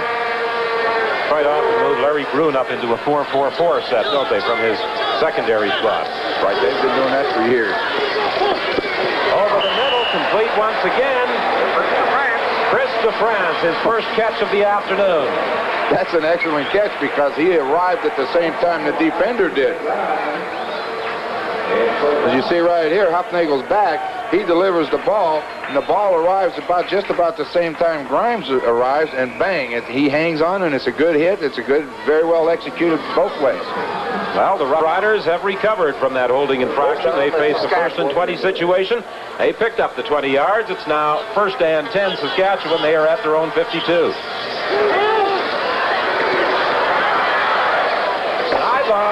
Complete again to DeFrance. He appeared to have the first down before he was driven back by Rick Sovieta. Marshall, slow getting to his feet, trying to shake it off as he heads back to that defensive huddle. Hufnagel back to throw. He's got the outside receiver, Dwight Edwards, running to the post. He's looking. He finds DeFrance out on the sideline, and as Don said, he has the first down, but on first down, he's looking for more running room, and he gives off the ground and ends up being a couple yards short. But Greg Marshall seems to be okay, but I'll tell you what, from what the coaches say, they've been very, very impressed with the way he's played football for them this year. He's had an outstanding season. 2nd and 3, Saskatchewan. Throwing deep, intended for Edwards. It's incomplete. John was hoping that with Dwight's speed, he would be able to run by that secondary, but those safety people, Glenn Cook in particular, stayed deep where he belonged. Hufnagel's dropping back in the pocket now. He's trying to go for the home run right now. He lets it go long and high, but the safety man sits back there where he belongs in center field, and he knocks the ball down. 11:35 is the time left in quarter 3. 17-7. Ottawa leads Saskatchewan. Ken Clark with that cast on his left hand. He broke a finger a week ago in Winnipeg. Running the ball on the 3rd down gamble. Trying to straight arm a player and jammed his finger. It was broken. Bruce Walker in the end zone, finally conceding the single point. It's now 17-8 on that booming single by Ken Clark. And we'll return after this message. Struggling for that National League pennant will be seen in action against the Pittsburgh Pirates Wednesday night from Olympic Stadium in Montreal. Join Ernie Afaganis, Dave Van Horn, and Duke Snyder at 7 Eastern Time for Major League Baseball action. Penalty flags all over the place as Lyle Wadasensky gets in to make the tackle on Sam Platt. Saskatchewan's got to make some adjustments to shut down that Saskatchewan 46 offside. 1st down and 5. Bernard West was offside on the play, so it will be 1st and 5 now for Ottawa. As you see, Case takes the ball on the handoff here, and he comes back and gives it to Platt. This is the play they were successful with, but there to meet him is Wadasensky right in the hole, and that's what they're going to have to do.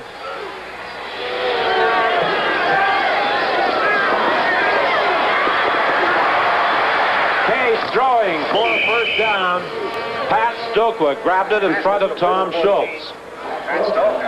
Right there, Don, you know, a lot of times long touchdown passes are, you know, very big highlights and big plays, but Stokwa made a heck of a play there. It was a 2nd down situation. Case wanted to go to the outside to McBride. He was covered. Stokwa had a man covering him, and he just stopped and slid into an open area, picks up 5 or 6, but it's a 1st down.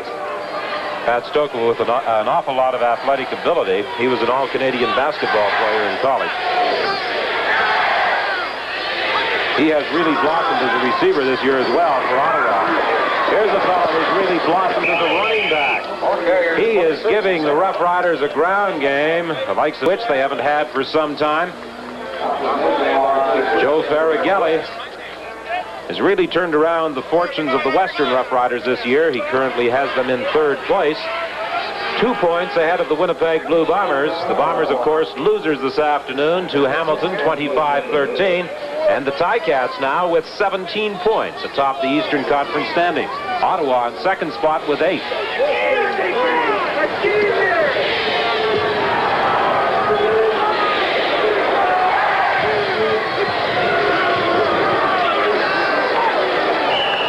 This time, Saskatchewan was prepared for the running game. They haven't tried to run inside very much. Most of their attempts have been from the off-tackle hole to the outside. This time they just tried to fool them with Jim Reed going up the middle, but it's pretty tough to run against that 30 defense at times. Whether or not Saskatchewan wanted Bernard West, making his first appearance in a green and white uniform, to be in the ball game is debatable, but he has been forced in because of the injury to Robinson. There's Tony Gabriel wide open. He's got a 1st down to the 40-yard line of Saskatchewan. Frank Robinson, the Tulane graduate, suffered a slight concussion in the 1st half of this ball game. we won't see him again this afternoon. Case goes back to throw, and Tony Gabriel just sits in there and delays and lets all the traffic clear out, and then he comes back across the middle. Case finds him, and he picks up a good gain, and it's another first down.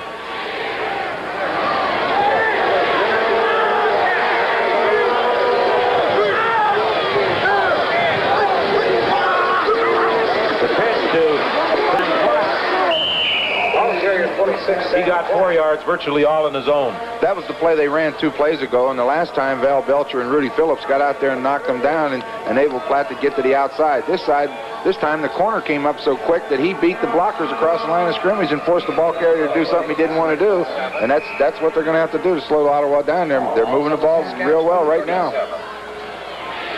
2nd and 6, Ottawa.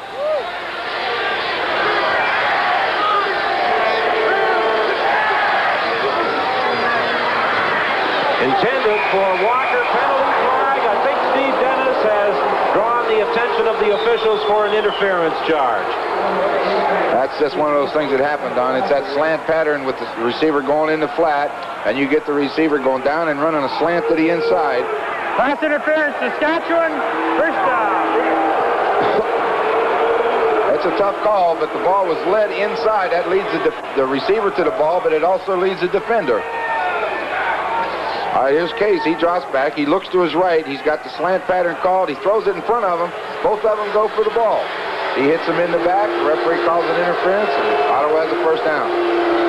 First down, Ottawa. They are at the 26. Inside handoff to Platt. He got back to the line of scrimmage. He may have got 1 yard, not much more. With 7:15 remaining in the third quarter. The Ottawa Roughriders leading Saskatchewan 17-8.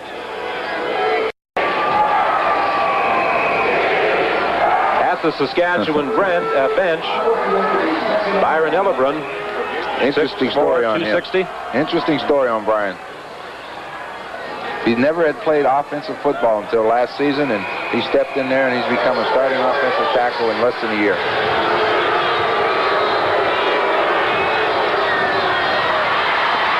Case is caught and dropped for a loss. West was the man who got through to the Ottawa quarterback. On this particular play, Jordan Case had Tony Gabriel going out into the flat like he was going to catch that short one, and then he turned upfield. So Jordan will come back. He will pump the football. He makes the little fake. Gabriel's going to go deep, but it takes a little too much time. The block was made. It's a good block by Jim Reed, but Bernard West got up and made a tremendous defensive play to put him in third down and force the field goal. Jerry Organ will attempt another field goal. That wind not quite as strong as it was at the start of the ball game when it was blowing from the northwest at 22 kilometers per hour. However, it is into his face, but Organ still puts it through. A 39-yard field goal for Jerry Organ, and it's now Ottawa 20 and Saskatchewan 8. In the past games, the Saskatchewan Roughriders have come out in the second half blazing, and they're going to have to get something going because Ottawa ate up a lot of time on the clock on that drive, even though they got the 3 and they wanted the 7. But it's time now for Saskatchewan to make a move. It's going to be their day. Well, the Saskatchewan Roughriders, I'm sure, aware of the outcome in Hamilton at Iverwin Stadium as the Ticats beat Winnipeg 25-13. That means Saskatchewan, with a victory, could open up a 4-point advantage in the battle for third spot in the West. I'm pretty sure the players are aware of that by now because that's a big incentive, They're coming from a 2-14 season, and now they got the opportunity to put some daylight between them and the other people to get into that third place, which you need for the playoff. And there's nothing that they'd like better, and there's nothing that these 28,000 people wouldn't like to see either. However, all those viewers that are looking on back in Ottawa are hoping that the situation remains exactly as it is right now. That's the way they stand in the Western Conference. Edmonton heading for what seems another certain first-place finish in the West.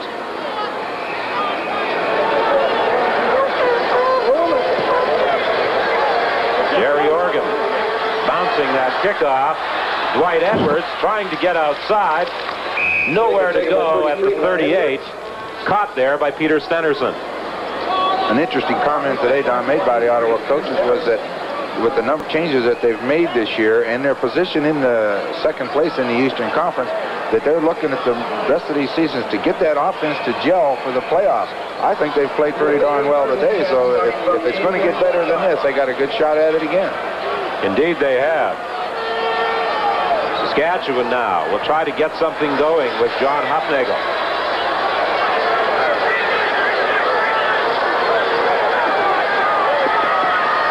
Sideline, Tolbert, very close to a first down, bounced out by Bill Mitchell.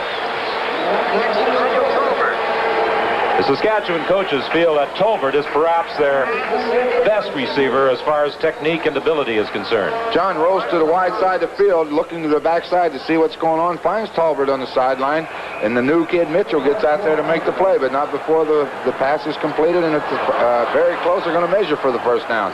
But as you were talking with Tolbert, they feel that he's still learning to be a pass receiver. He come out of SMU where he had a kid named Ford down there that set some records in college, but this kid has got all the potential to be a super. He comes off the ball so fluid, and when he's just starting to learn how to be a good receiver, so he's going to be a good one.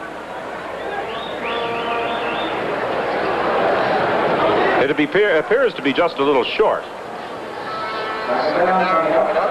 It will be second and less than 1. The chicken's having a little problem. He's trying to fly. I'll tell you what, Don, these people really enjoy themselves when they come to Taylor Field. Even the chicken.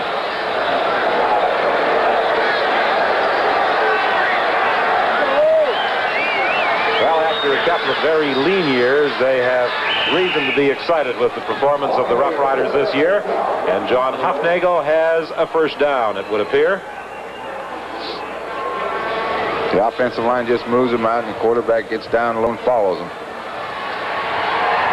In the pregame introductions, the Roughriders actually introduced 13 players. They sent out both quarterbacks when they introduced the starting lineup. Well, when they're going to play equal time, you got to give them equal billing. I like Joe Farragelli's comment before the game.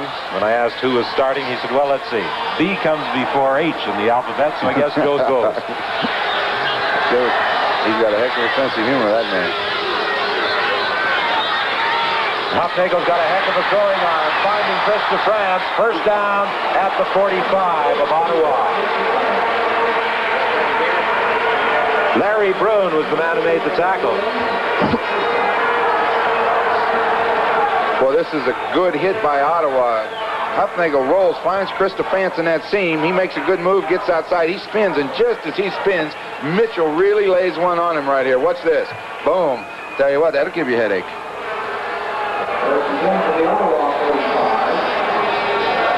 I think he would realize what number Bill Mitchell is wearing after that hit.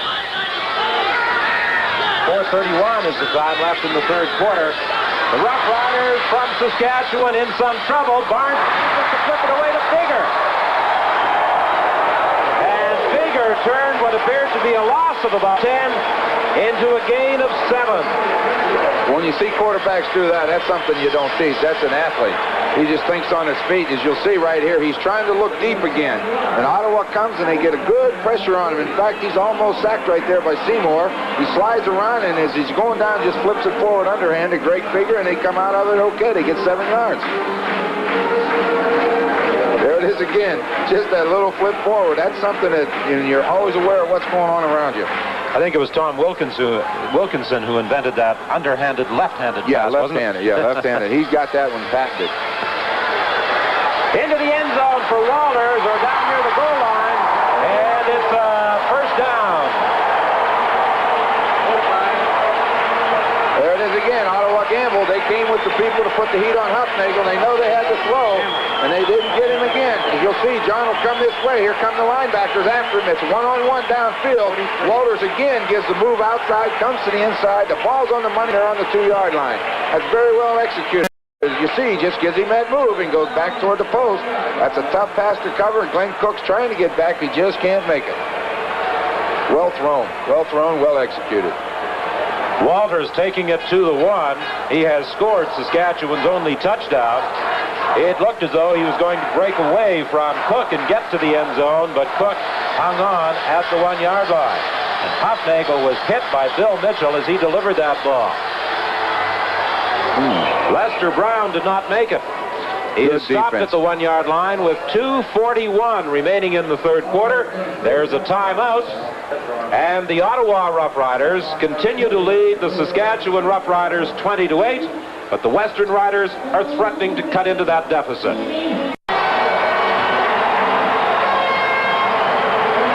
That's Greg Krieger's first touchdown of the year. I think that what happens when you get down close to that goal line, everybody keys on Lester Brown, and that's been the case the way it's been. So as you see right here, John Huffnagel takes the ball. He fakes to Lester Brown and hands to Greg Krieger, and he just fights his way into the end zone for his first touchdown of the season. He didn't get it by much, Ron. Right here, Lester Brown straight ahead. He causes a gang to pile up, and Greg just fights his way in. He gets over the top. Grimes hits him, but it just puts him up in the air and allows him to sail into the end zone. The point after. And it's now a 20-15 game in favor of Ottawa. Looks a lot like the Montreal game, you know, 20-8 lead. Montreal had a 26-8 lead, and then late in the third quarter, the Saskatchewan Roughriders caught fire on a pass to Dwight Edwards. Today, you never know. This one to Joey Walters could be the one, but they really come on strong, and right now, Ottawa needs to get something going to quiet them down again. Well, they've got the pom-poms waving again at Taylor Field in Regina. I mentioned that 2 games are on the CBC television network next Sunday, Calgary and Toronto, and Winnipeg and British Columbia. Now, viewers in Western Canada, as well as those in Toronto, Barrie, and Peterborough, will see the BC Lions take on the Blue Bombers. That game is on CBC beginning at 4 o'clock Eastern Time. So it's a doubleheader next Sunday on CBC television. Check your local listings for the telecast time in your area.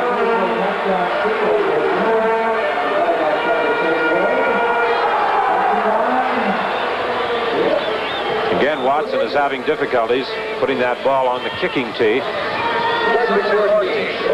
So Marshall Hamilton is going to come over and hold it for him.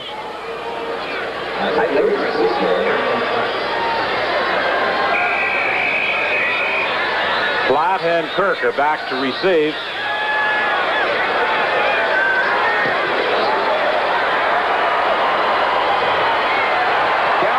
Has it bounced away from him into the end zone, and he will be forced to concede a single point.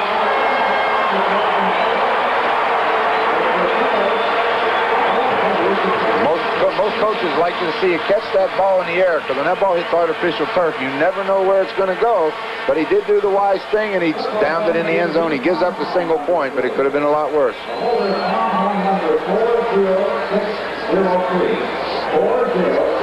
Paul Watson, a newcomer to Saskatchewan this year. Look at his kicking style. He's got a weird one. He kind of circles up and then gets his steps down and comes through. It doesn't matter what kind of method you use to get there, as long as the end result's good and they stay on sides. All you ask.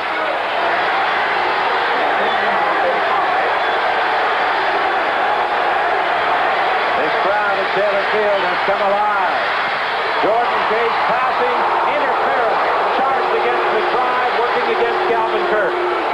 Not much doubt about this one. It's bootleg action off of that play they ran. He just comes to the outside and throws a curl, as you'll see right here. He makes a fake. He got the guards coming with him. He rolls out. Kirk runs a curl pattern. The ball's right at him. Billy McBride comes right over the top of him. That's interference any way you add him up.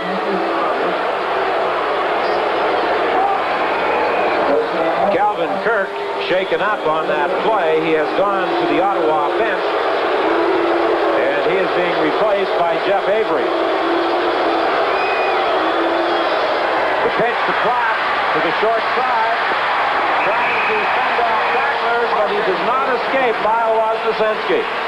Just a quick toss to him again. Again, he hit Phillips and Belcher out in front of him. They made their blocks, but there was too many green shirts. You'll see him take the ball. Just a quick toss to Platt. Here comes Phillips and Belcher. He's trying to make a play. They make some blocks, but there's too many green shirts around him. It's 2nd and 9. He was able to pick up one. Walker comes wide to the left. Avery still in there in place of Kirk. Over the middle, knocked down at the line of scrimmage by Mike Samples. Ball's just delivered a bit too low, and that happens every now and then. He was trying to get that ball to Gabriel quick over the middle, and Samples' big hands got up there in the way.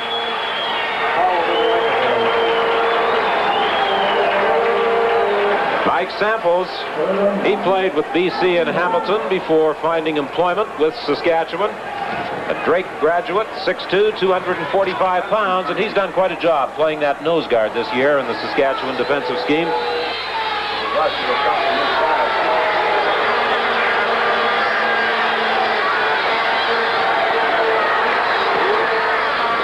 Good kick by Oregon. Walters has it back at the 22. He has nowhere to go but down at the 25. Kevin Powell wrapped his arms around Joey Walters. They tried to set up a return to the Ottawa side of the field to Walters' left, but the containment of the Ottawa special teams wouldn't allow him to get there, and when that happens, there's going to be a lot of white shirts up here. Calvin Kirk still hobbling at that Ottawa bench. Apparently he has some problems with his calf. That sometimes is a knotted muscle. He appears to be trying to walk it off.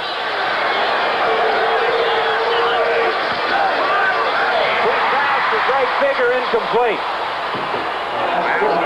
Bill Mitchell was the man who stripped him of the football. Larry Brune, they're calling it a fumble, a reception and a fumble. Well, it's hard to say. Figure just swings out of the backfield, and he finds the seam, and Hufnagel just dumps it. Joe Farragelli is out there pleading the case on behalf of the Saskatchewan Roughriders.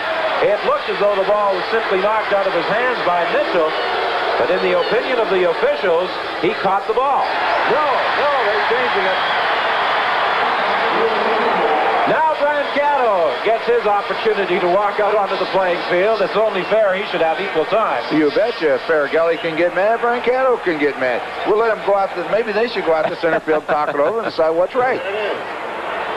There's a play. It looks like the ball was caught. It's hard to say because you can't tell when he has control from that angle. All right, here comes Greg. We'll get a good picture of it here. The ball's in the hole.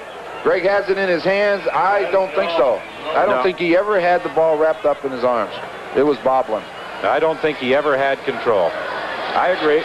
Good call on the part of the men in the striped shirts. Referees don't make many mistakes. That was a good one. Second down, Hufnagel finding Walters for the first down. Out for the 40-yard line with just 3 seconds left in this third quarter. That's exactly the same play they just threw to Figure. Figure went in motion, went inside the seam. This time the linebacker stayed with him. That allowed Joey Walters room a little bit further to the outside, and Hufnagel stuck it right in his chest, and he picks up the first down. Saskatchewan trailing by 4. This will probably be the final play of quarter 3. It's been an entertaining football game at Taylor Field. However, that is usually the case when the two Rough Rider teams meet.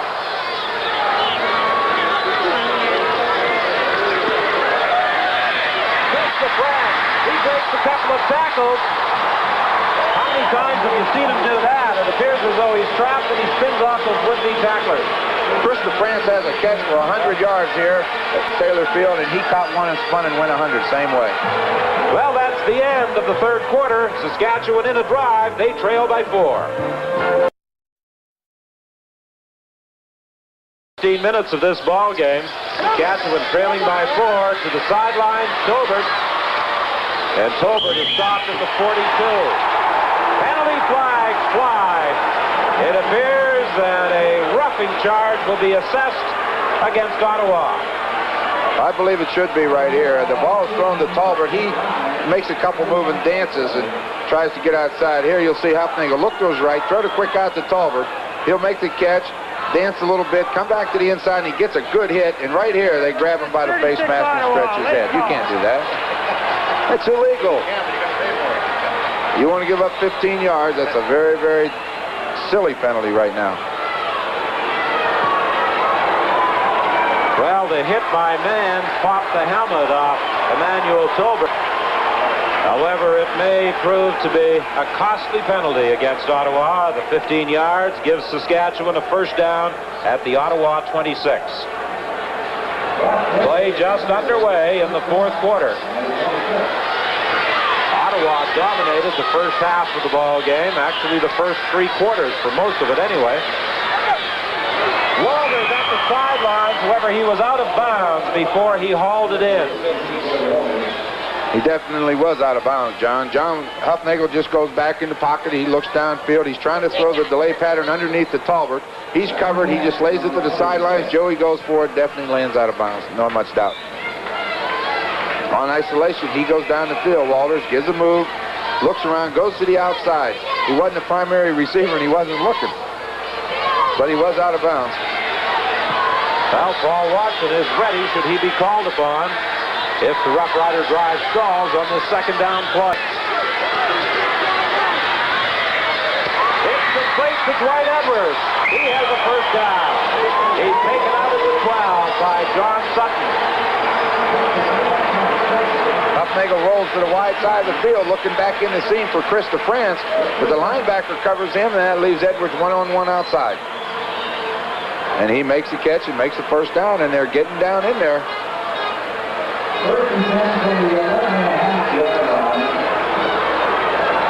Dwight makes the catch. Huffnagel lays it in there, and he gets what he can. He's thrown out of bounds, but they've got a first down at the 12, and they're only down 4.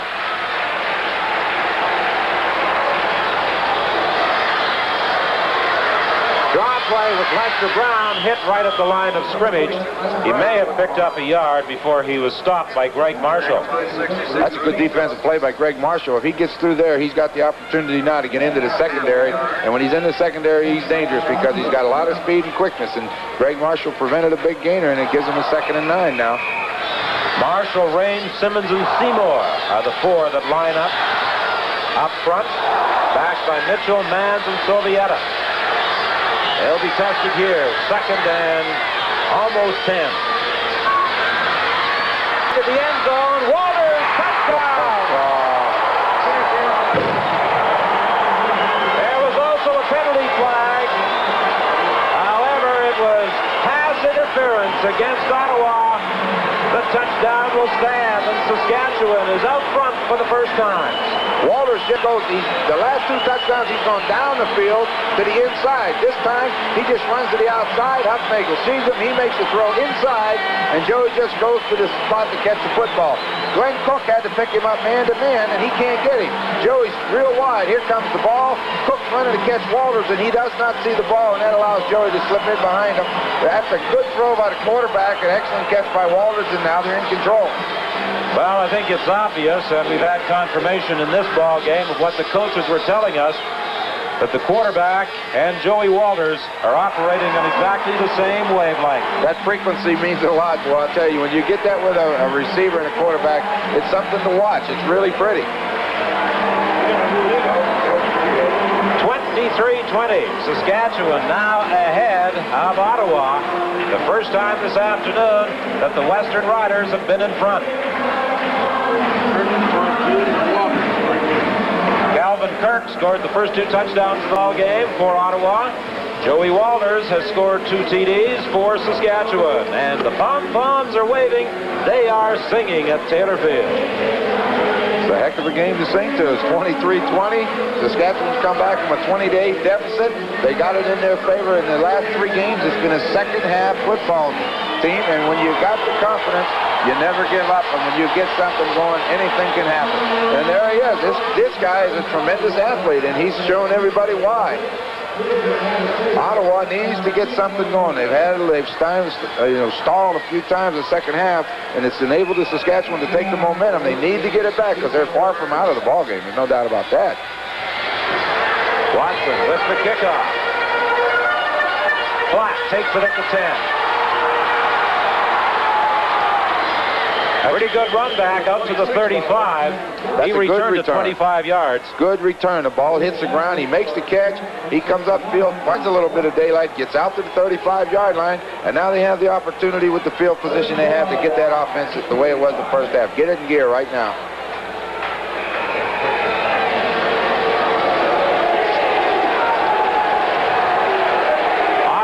With a much more balanced attack than Saskatchewan so far in this ball game, but they now trail by 3. Calvin Kirk is back in. On the sidelines, Pat Silka, incomplete. It appeared as though he had the ball in his grasp, but in trying to stay in bounds, he lost possession as he was hit by the defender. Case just drops back. He's looking. He looks the back to this way. He throws the hook. He catches the ball, and Andre Jones comes up. The ball was falling away anyhow, and he gets a good hit by Andre Jones. 2nd and 10, Ottawa. 12:30 the time left in the football game. Case upset, dropped for a loss by Lyle Wozniacki. That's a heck of a play right there because he is trapped. It's a good play offensively on Case's part because Goldsmith and them had him trapped. Case goes back to throw on this 2nd down situation. He's taking a look. Here comes the heat. He tries to escape. He gets away from Goldsmith. He starts to move upfield, and Lyle Wozniacki takes the legs out from under him. Lying on the ground, Woz got that arm up, and Case went down. Big play by the SFU grad.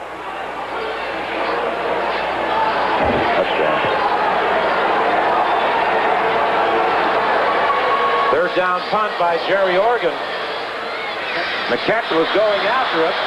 Stu Fraser on the return. He slips at the 38. Don't think he was going too far anyway. The Ottawa team came down, did a good job. They covered him up. We have 11:53 remaining in the ball game. Saskatchewan leads 23-20. Lines right here. He had his defensive line and linebackers in a meeting there on the sideline, trying to make sure that they know what their responsibilities are when that quarterback goes back to pass. Well, in the second half, they have certainly been good pupils. There's a penalty flag down, complete to the France. He's caught at the 50. That will be a first down. But the flag is in the Saskatchewan backfield. It will probably be holding.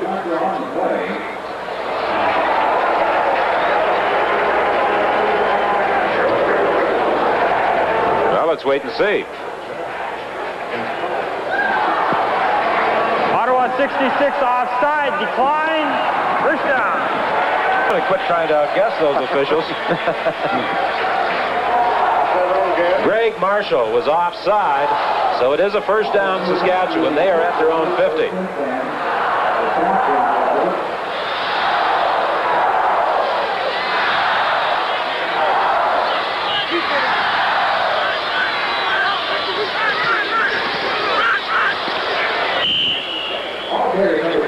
Greg Figger struggled for about 3 yards before he was stopped by Ron Simmons. Good play by Simmons. It was kind of a counter action or a delay action by Figger, and the quarterback gave him the ball, and as he tried to go up through there, Simmons had gotten through the offensive line, and he hit him straight on, which cuts it down to a 3-yard gain. 23-20. Saskatchewan leading Ottawa. On a running play, receivers go downfield to block. He really got him, didn't he? I think it was a heck of an effort. The guy did not get in on the tackle. Quarterbacks have been known to block in a similar fashion. John Hofnagel runs for the first down. When he saw Bill Mitchell lining him up, he wisely went down. Ottawa dropped all their linebackers back this time to provide pass coverage and help the defensive secondary, and as a result, that allowed an alley for John. He goes back to pass. There go the linebackers. They're getting back deep. He's got nowhere to throw it, so he starts running. Here comes Mitchell, and there goes Hufnagel if he's smart. Get down, John. Joe Barnes taking it easy over there, isn't he? Been a familiar pattern for Saskatchewan. Start Joe Barnes, bring on John Hufnagel, pick up 2 points.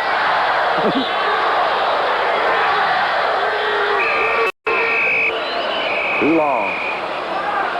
It appears as though a time clock violation is going to be charged against Saskatchewan. Number 12, too long putting the ball to play. That time, referee Neil Payne and I were on the same wavelength. Tell you what, Don, that's good. He's got a unique grasp of the obvious, right? The official's glad to hear you agreed with him on that. Well, our perch rather comfortable, and the fans indeed much more comfortable than they were at McMahon Stadium in Calgary last evening. Lester Brown across the 45 to about the 43-yard line. 1st and 15, and the way they've been throwing the football, you would expect them to be throwing again.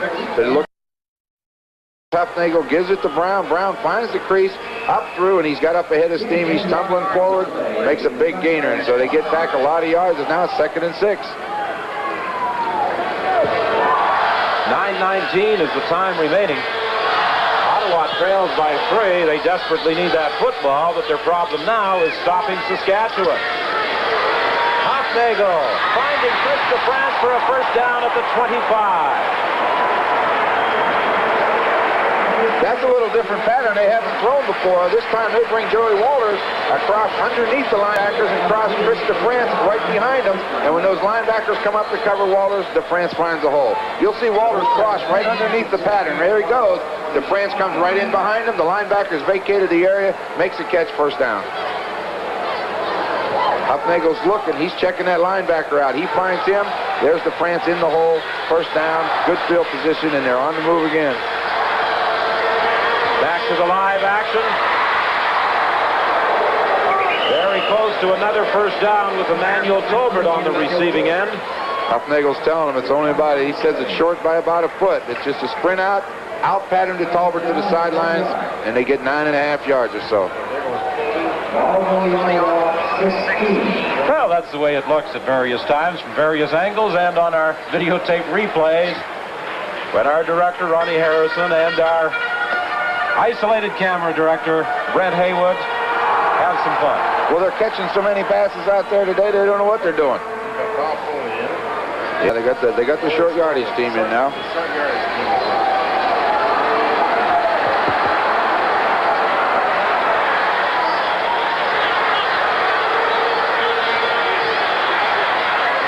Second down, they're going for the bundle. Incomplete. Looking for Dwight Edwards. Second and short like that is a good time to go for the touchdown. He kept everybody in. He kept Walters and Figger and everybody else inside. He sent only the 2 receivers out. They both ran inside patterns, though. It's kind of surprising. I got a feeling one of them might have been supposed to go the other way because I thought they were going to collide in the end zone. But the ball was low and it was off target anyway, so now they still have the opportunity to go for that first down. Fellow who wore number 23 for Saskatchewan for 16 years. Used to try and cash in on that once in a while. On third down, the Roughriders drive straight ahead, and they appear to have it.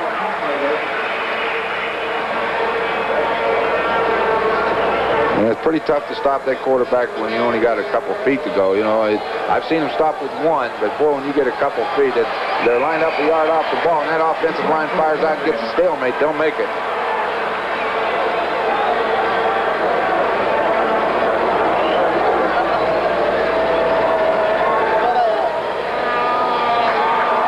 Ooh, that was close. Well, I'll tell you what, that's a heck of a defensive play because he didn't make it by very much. Middle of that defensive line did a heck of a job. 7:29 is the time left in the fourth quarter. Saskatchewan leads by 3. CBC Network. Some viewers will see Calgary and Toronto. The rest of the country will see the BC Lions and the Winnipeg Blue Bombers. Check your local listings for the game at the telecast time in your area. First and 10, Saskatchewan. Huffnagel has it picked off in the end zone. And John Sutton wisely goes down. That was a good defensive play by Sutton. They were in a zone defense, and Huffnagel rolls to his left, and Joey Walters trying to find that dead spot in that zone back there. He had an out pattern on the bottom of the screen, and Walters hits the seam. Here comes Huffnagel outside. He sees Walters in the seam. He can't get it there fast enough. Sutton reads the quarterback as a good defensive back does in his zone and comes back in to make the interception. Huffnagel's rolling right out. Talbert's running it out. Walters is in the seam, and Sutton makes a big interception. Ottawa now lifts the ball at the 10-yard line. First and 10. Jordan Case in trouble. He's dropped back in the end zone. Vince Goldsmith was the man who got him, but I think they'll rule he was dropped at the 1. Good defense all the way around. Jordan Case had time to throw. His receivers are covered. But here comes Goldsmith. He got around somebody, and then, well, I'll tell you, when your time is gone, it's gone. There he is. He's back in the pocket. He's looking around. Whoever he wants is covered. But now here comes Goldsmith. Now he's got nowhere to hide, and he's down. He wound up back in the end zone, but touched down at the 1. And it's now 2nd and 19. Drop play with Sam Flood. He fumbles the ball. It's loose. Recovered by Ottawa. In the end zone, it'll be a safe. No. I think it's a touchdown. Did Saskatchewan get it or Ottawa? Ottawa's Looks Tony like Ottawa. Gabriel. Is it a safety touch or are they going to mark it at the 1? Well, they're going to talk about it. Yeah. I think just about everybody on the field wants to express an opinion. For Coach Brancato. George Brancato now out on the field talking with Jerry Organ. Joe Farragelli also out on the field. Waiting the verdict of the officials. It's a big decision right now. This is a big one. It's a safety touch. I think I'd have to agree with that call, Don. That ball pops loose, and I think when Gabriel recovers it, he's in the end zone.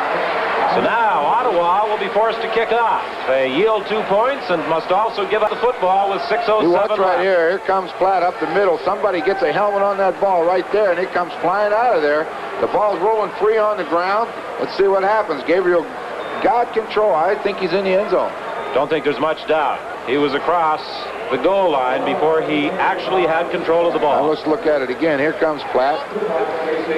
There's the ball rolling free. Gabriel comes back. I think by the time he gets control, he's in the end zone. So Ottawa is now forced to kick off. They trail by 5. 6:07 is the time left in this ball game. Well, worse things could have happened on that play. The Ottawa Roughriders really still need a touchdown to win it. Yeah, they needed the field goal before, but the touchdown does put them back in the lead. So, you know, they came out of it all right.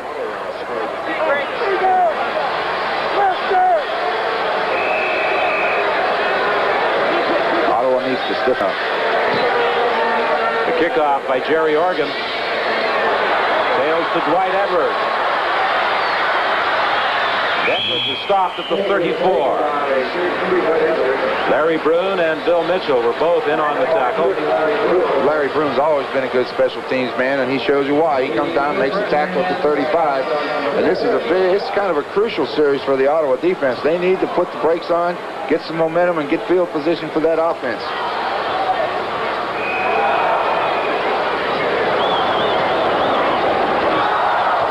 Doug McIver, University of Minnesota graduate, played with the Toronto Argonauts before coming to Saskatchewan 3 years ago. An integral part of that Rough Rider defensive unit this season. Pressure on Hufnagel. He is going to be dropped for a loss. Simmons quickly burst through, and it will be a loss of about 10, maybe even more. Let's see where they mark it. Well, we just said they needed a big play from the defense, and sure enough, Hufnagel goes back to throw. You'll see him sprint to his right.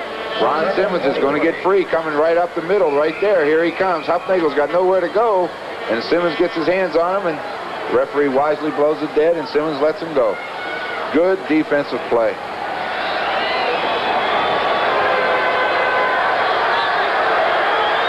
Rough Riders with 2 quarterback sacks in this ball game. Ottawa with 21 in the season. The pass is complete on 2nd down. However, Edwards is well short of a first down. They needed at least 20 right there. That's a pretty good defensive play by Jerome Stanton. He's going to give him the one in front of him, but he's not going to let him get deep. And he comes up and makes a tackle immediately, causes Saskatchewan to have to punt the football. They only got 8 yards.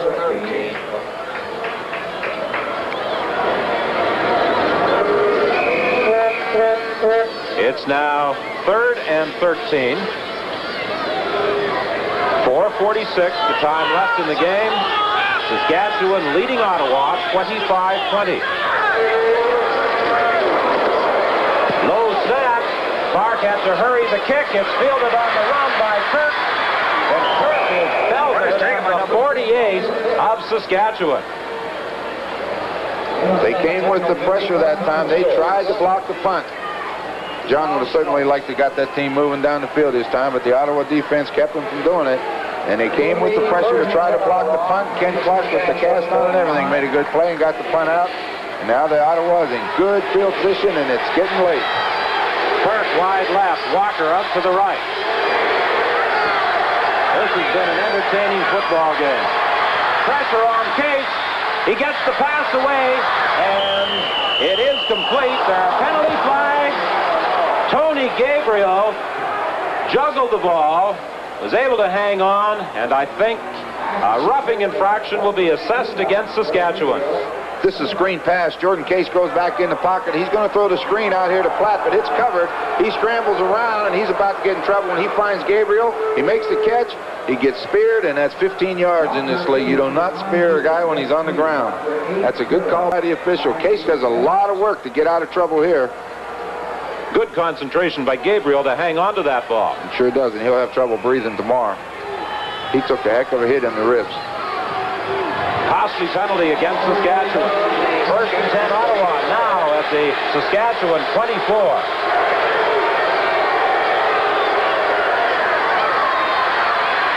Throwing into the end zone for Walker. Incomplete.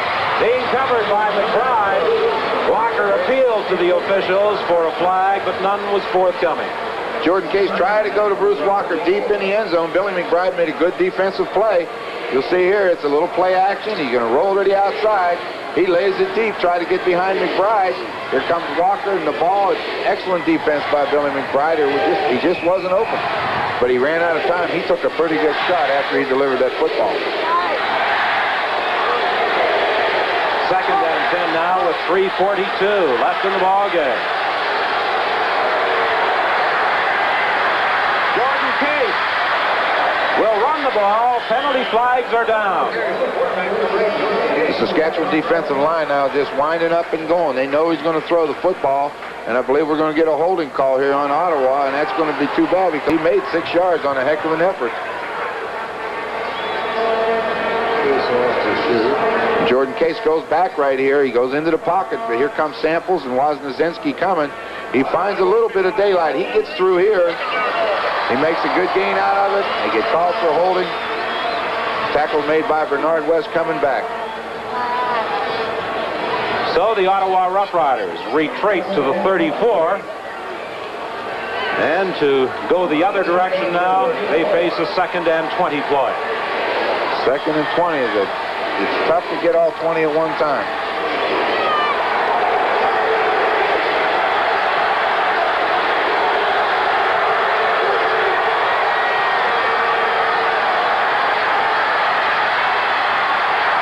Case being chased by Wozniacki. He throws to Walker on the sideline, and he is stopped short of a first down.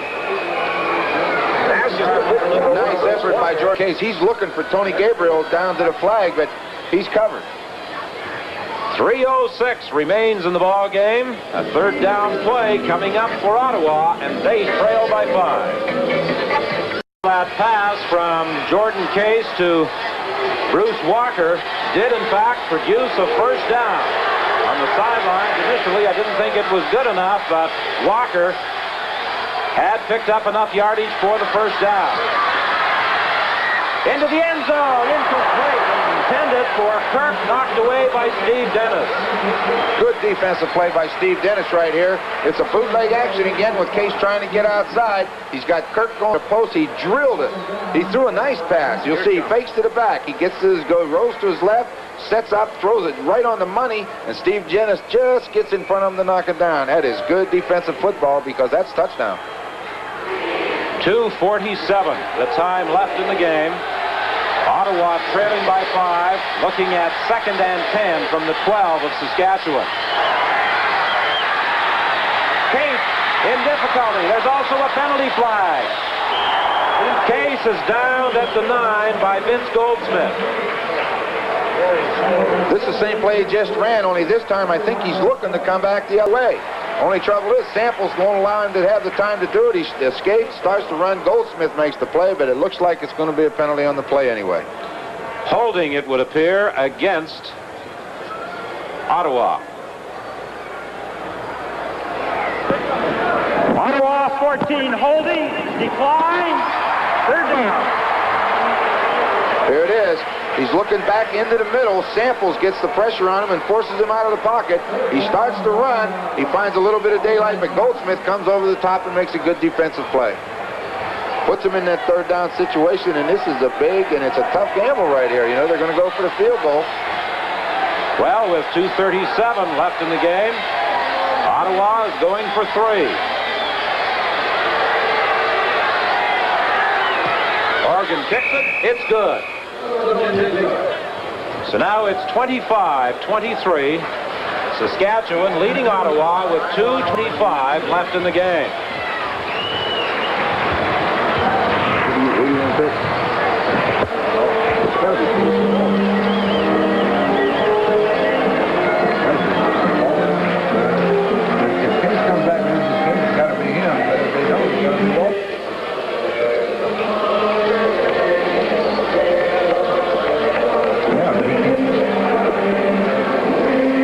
Saskatchewan leading by 2 with 2:25 left to play. And they decide to scrimmage at their own 35 rather than have Ottawa kick off after that successful field goal by Jerry Organ. Well, Ottawa must stop the Western Riders here and get that ball back. A field goal now could win it for them. To the sidelines for Dwight Edwards. He doesn't have a first down. He stopped at the 43. I'll tell you what, with 2 minutes left in a football game and clinging to a 2-point lead, that's a pretty gutsy call. He sprinted right, knew what he was doing. Dwight Edwards open, and they need 2 for the first down, and it's a big 2 yards they got to get, and they got to get him right now because I think they would punt the football otherwise. The quarterback knows what he's doing when he'll gamble right there. He made a good throw.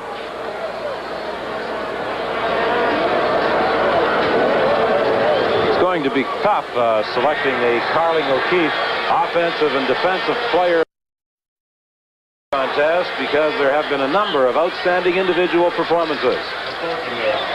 John Corkindale into the ball game, appears to have the first down.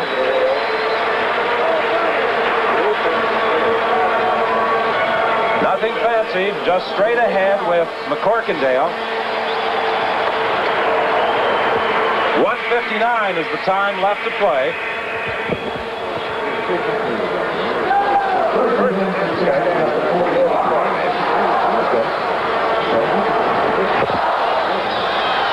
Tolbert goes wide to the right, Dwight Edwards to the left.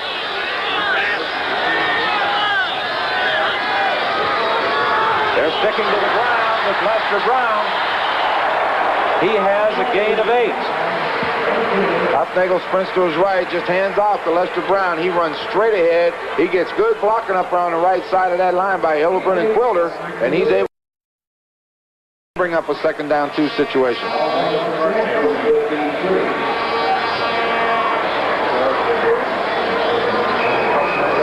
Second down, again the short yardage unit. Ken Clark getting ready should he be called upon if the Roughriders fail on this 2nd down conversion.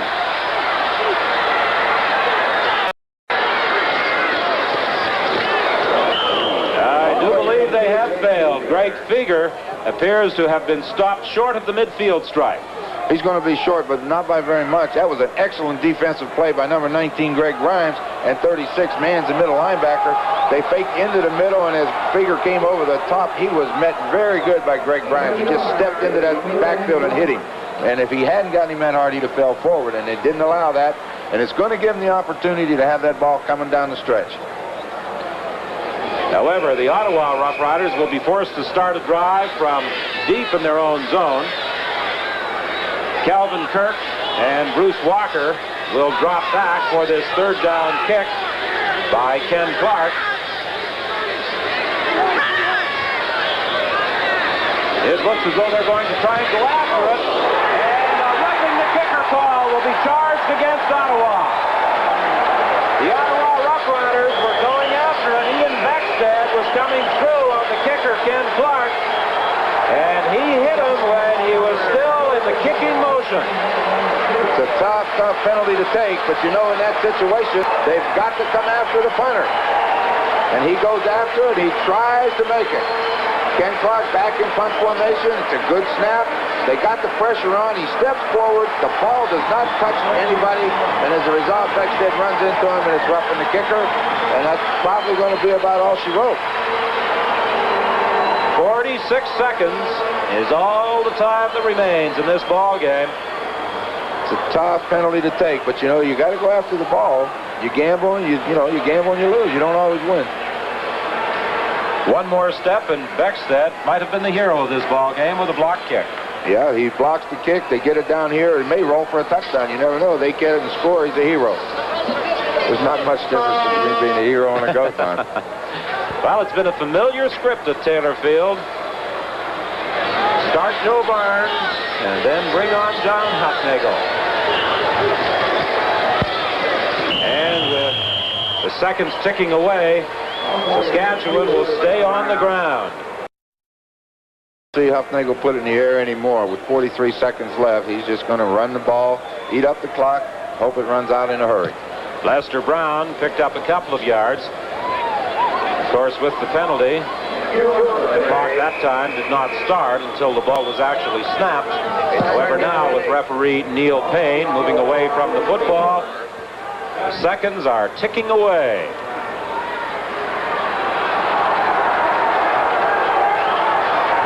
Yeah, he's a little upset. Coach Brancato's a little upset right now.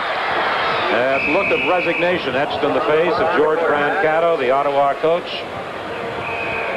They're going to call a timeout. 22 seconds remain, and Ottawa calls a timeout in order to stop the clock. Let's pause just briefly. 22 seconds remain on the clock. Ken Clark with a third down kick, bouncing into the end zone. Walker downs it for a single point. 12 seconds now remain. And that means that the best the Ottawa Roughriders could do with a field goal would be tie the game. However, a touchdown would still win it. Very tough thing right now. Jordan Case got to come up with a miracle, really, when you got that far to go. The ball's on the 35. That goal line looks like it's in the next county someplace. You know, it's tough. Saskatchewan will be sitting back. Let's see what he does. How many defenders do you think they'll drop off? 8.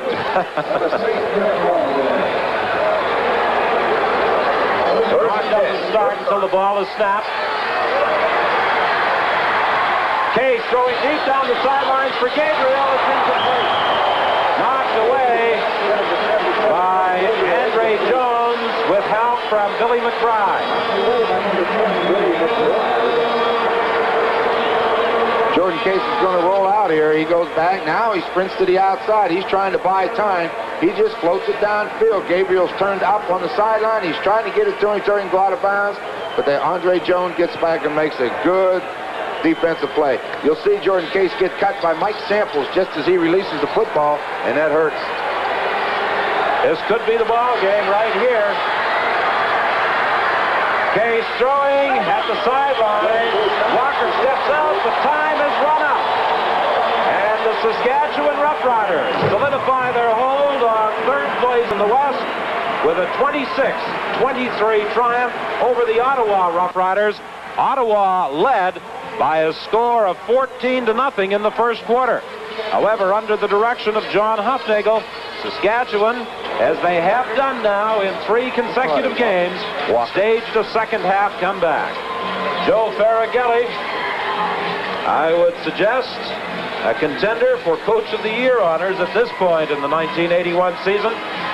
And we'll be back with our post-game show right after these messages.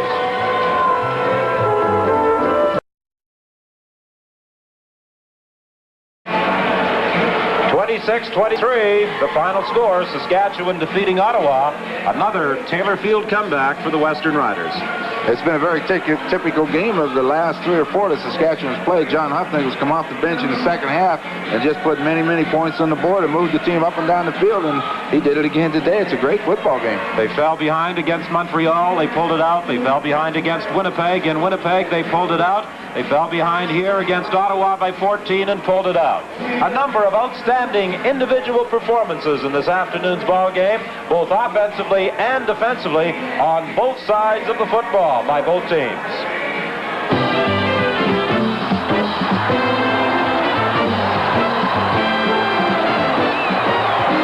And now, the Carling O'Keefe Sports Game Stars. And the offensive and defensive stars of the game, number 76, the Wizard of Waz, Lyle Wozniacki, and the relief pitcher deluxe, John Hopnagel. Gentlemen, congratulations on another outstanding performance. You guys are following a tired old script. I tell you what, I wish we could change our game plan so we wouldn't have to come from behind all the time. Oh, you enjoy that, John, don't you? Oh, I'll tell you, Coach, you know, first of all, I'd just like to say you did a nice job last night. John, you threw the ball well in the last 3 football games, probably as well. A lot of people say that you've ever thrown it in your life. Would you agree with that, or you just feel that the team has so much confidence that it's rubbing off on everybody? I don't understand it. I think that's the key factor there, Ron. We've had excellent protection, and heck, I'm throwing the ball up there, and the receivers are doing a great job adjusting to the ball and making the great catches. They're making my job a lot easier than it should be, and I just appreciate it, and I'm just going to keep on winging. John, in the scheme of things, had the injury to Joe Barnes not occurred, was it the strategy of the coaching staff to perhaps wait again until halftime? Oh, I'm sure it was. I thought Joe was doing a good job out there. John, we would like you to take a look at that monitor down there and watch this play and tell me how many years you had to practice to perfect it. Okay? Well, let's see. This is just it's a throwback, and I'm reading oh, Jesus. Yeah. Joe Paterno from Penn State would be proud of me there. That's a good effort, John. That's something you can't teach. It shows your alertness on the field, that you're aware of the situation. You find great figure, you turn a loss into a gain, and that's the way this club's operating right now. And it's a tribute to you and Joe Barnes and to Coach Faragelli. Everything's going right for you, and I think for once again you had yourself just one heck of a day. I'd personally like to congratulate you. Thank you very much, Ron. I appreciate that. Let's talk to Lyle Wozniacki now. Lyle, in the first half of the ball game, they seem to be hurting you with the run with Platt and Jim Reed. But you made some adjustment in the second half. What did you do differently? Well, basically, yeah, they were doing a lot of quick out patterns, and then they started coming back with a sprint draw. And they've got that sprint wide deep offense that they run, and they were giving it to the back, and our linebackers weren't really checking it out. Then our defensive line coach told me specifically on my side, he goes, try to check the back, see if he's going to get the fake or not. So I tried to stay at home a bit, and our linebackers stayed more at home. Plus, we had a couple of new guys in there and the inside linebackers, and they were a little shaky at the beginning, but I think they started reading better in the second half. I think it was obvious that in the first half of the ball game, you missed CC back in that middle. Yeah, we did. Especially Frank Robinson got hurt, too, and he was sort of our main leader out there in the linebackers. And we actually had, 2 new guys playing, in Schultze and Cam Hackney. At the beginning, I think they were pretty nervous, and then finally they got it together, and I thought they did an excellent job in the second half. Waz, I think your sack total now reads something like 11.5. I don't know where you got the half, but you're having an outstanding season. Do you feel this is your best season so far? Well, I don't know. It's tough playing a 3-4 defense. I thought last year I had a good year, but yeah, I think overall the people I'm playing with really helps. Like Mike Samples, I thought he had one excellent game, especially in the second half today. And when he's getting double teamed all the time, it makes it a lot easier on me. So. Well, you enjoy hitting those quarterbacks. I can remember a few years ago, you said that there's nothing you like better than sacking quarterbacks. And that little dance that you do at the end, the people love it. Let me ask you this. It's little things like that do you feel, in your opinion, that add to the morale and the confidence of that defensive unit? I think so. I hope so. I think the guys get up on it. And as for me doing that dance, Ronnie, I remember I tried to get this little number 23, but I never, ever got to him. It's been one of the disappointments of my life. All right, take a look at this one. Let's see what you're going to do here, Lyle. You're going to be getting messing around in here for a little bit. Yeah, I'm not doing too much. That's a typical Lyle Wozniacki move there. Is that a good move right there? Was that your best one? Well, I told him not to come my side so goalie can get the sack. So. You betcha. Lyle, just a tremendous football game. That's 3 in a row now, I believe. You're starting to open up a gap for that third playoff position. I think both you and John played well as the rest of the team, and it looks like some green days ahead for the Saskatchewan Roughriders. Well, thank you very much, Ronnie, and I'd also like to say you did a heck of a job last night, and it's good to see you out there. Hey, Coach, let me reiterate those statements of the 2 players, John Hopnagel and Lyle Wozniacki. Now, before they get away, I think they're still on heads. I'd like to fire one more question at both of you. The second largest crowd ever. Everybody seems to have an awful lot of fun. They get those green and white pom-poms going. It must inspire you down in the field. The crowd must be worth something. Taylor Field, an advantage to the Saskatchewan Roughriders. There's no question about that. I think General Manager Jim Spavital has just done a tremendous job with the Rider Pride Logan, the things that he has for the fans, even before the football games, the pep rallies, the parties the night before, and I think the fans appreciate that, and they really show it come game day. I know. I'd like to add the same. We were in Saskatoon, and 4 of us did a quarterback luncheon, and we walked in there. and the 300 people gave us a standing ovation, and we're only 6-4. I've never ever seen anything like that. Well, they gave 3 of us. John didn't get the standing ovation, but it was a great feeling. And the people on the streets here, they recognize and they say, "Way to go!" and they're with you. It's just a great town. It really is. Lyle Wozniacki and John Hufnagel, congratulations once again on your victory and being chosen the stars of this football game. The Saskatchewan Roughriders now with a record of 7 wins and 4 losses, and the Riders in the race for 3rd spot in the Western Conference now have a 4-point advantage over the Winnipeg Blue Bombers. A big game last week as Saskatchewan beat Winnipeg at Winnipeg Stadium.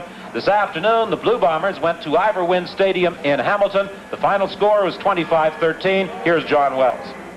Leo Cahill and I witnessed a rather between the Hamilton Tiger Cats and the injury-riddled Winnipeg Blue Bombers this afternoon at Iverwin Stadium in Hamilton.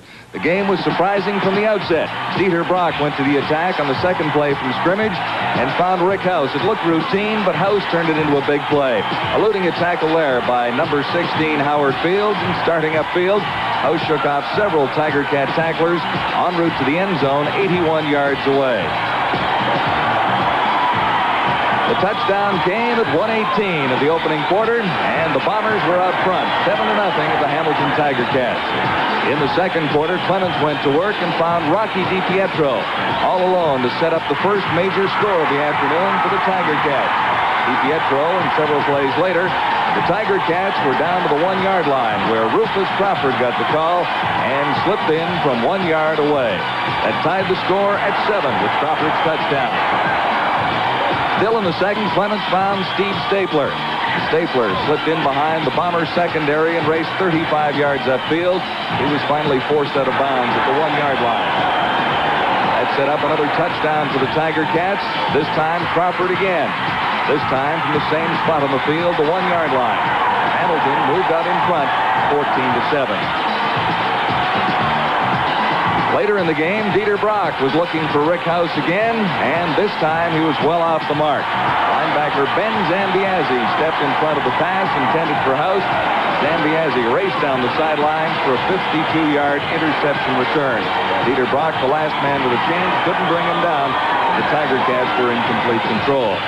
In the second half, the Bombers had their problems, and the Tiger Cat defense took over. From the 3-yard line, 3rd and goal to go. The play was made by Covington. The Hamilton Tiger Cats held on to preserve a 25-13 victory over the Winnipeg Blue Bombers.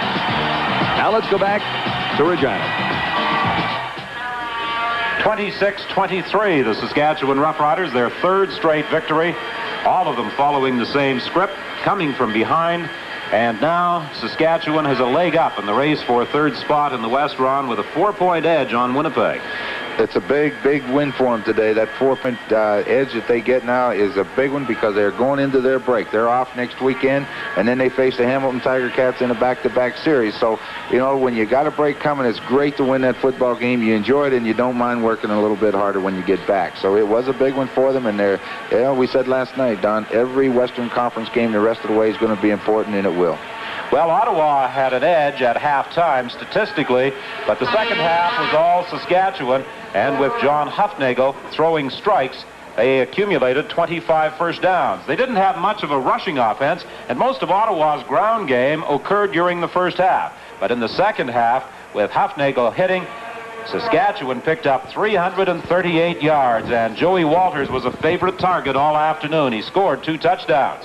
Now, Edmonton, with that 21-10 triumph over Calgary last night in that monsoon at McMahon Stadium, a 9-1-1 record. British Columbia trails by 3, and Saskatchewan trails Edmonton by 5 points. Saskatchewan will play Edmonton here at Taylor Field in a couple of weeks, and that should be quite a battle. Winnipeg and Calgary each have 10 points. Now, Hamilton is assured of a playoff position. The Ottawa Roughriders are fairly secure in the race for a playoff position as well, mainly due to the ineptness of the Montreal Alouettes and the Toronto Argonauts. They have just 1 victory.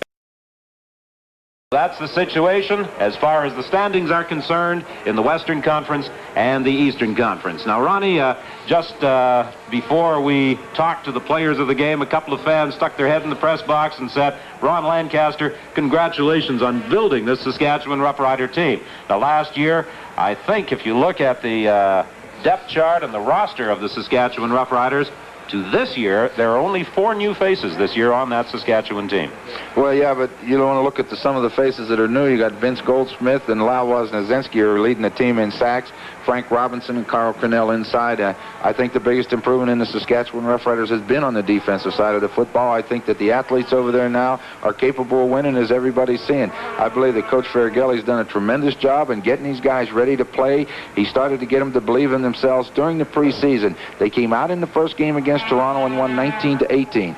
Now, that's no big deal, but they come back here and lose to Winnipeg the next game, and then, you know, people start looking, thinking, well, it's just another one of those years. Well, they come on and win, and they start winning, and it gets that confidence factor built up, and right now they're a power to be reckoned with. I really believe that. I think that's one of the big things that Faragelli has done. Pops is a most popular coach wherever he has worked. Winnipeg as an assistant, Edmonton as an assistant, and now in Regina as a head coach, and he has the players believing in themselves. You've got to believe in yourself if you're ever going to succeed in anything, and the players in Edmonton loved him when he was there, and the players right here love him, and I think he's just, I myself personally think he's just one tremendous individual. He's a great person. 26-23, Saskatchewan defeating Ottawa. Next week, 2 games. The Calgary Stampeders will play the Toronto Argonauts. The BC Lions go against the Winnipeg Blue Bombers. Check your local listings for the game and the telecast time in your area. 26-23, the final score, Saskatchewan winning.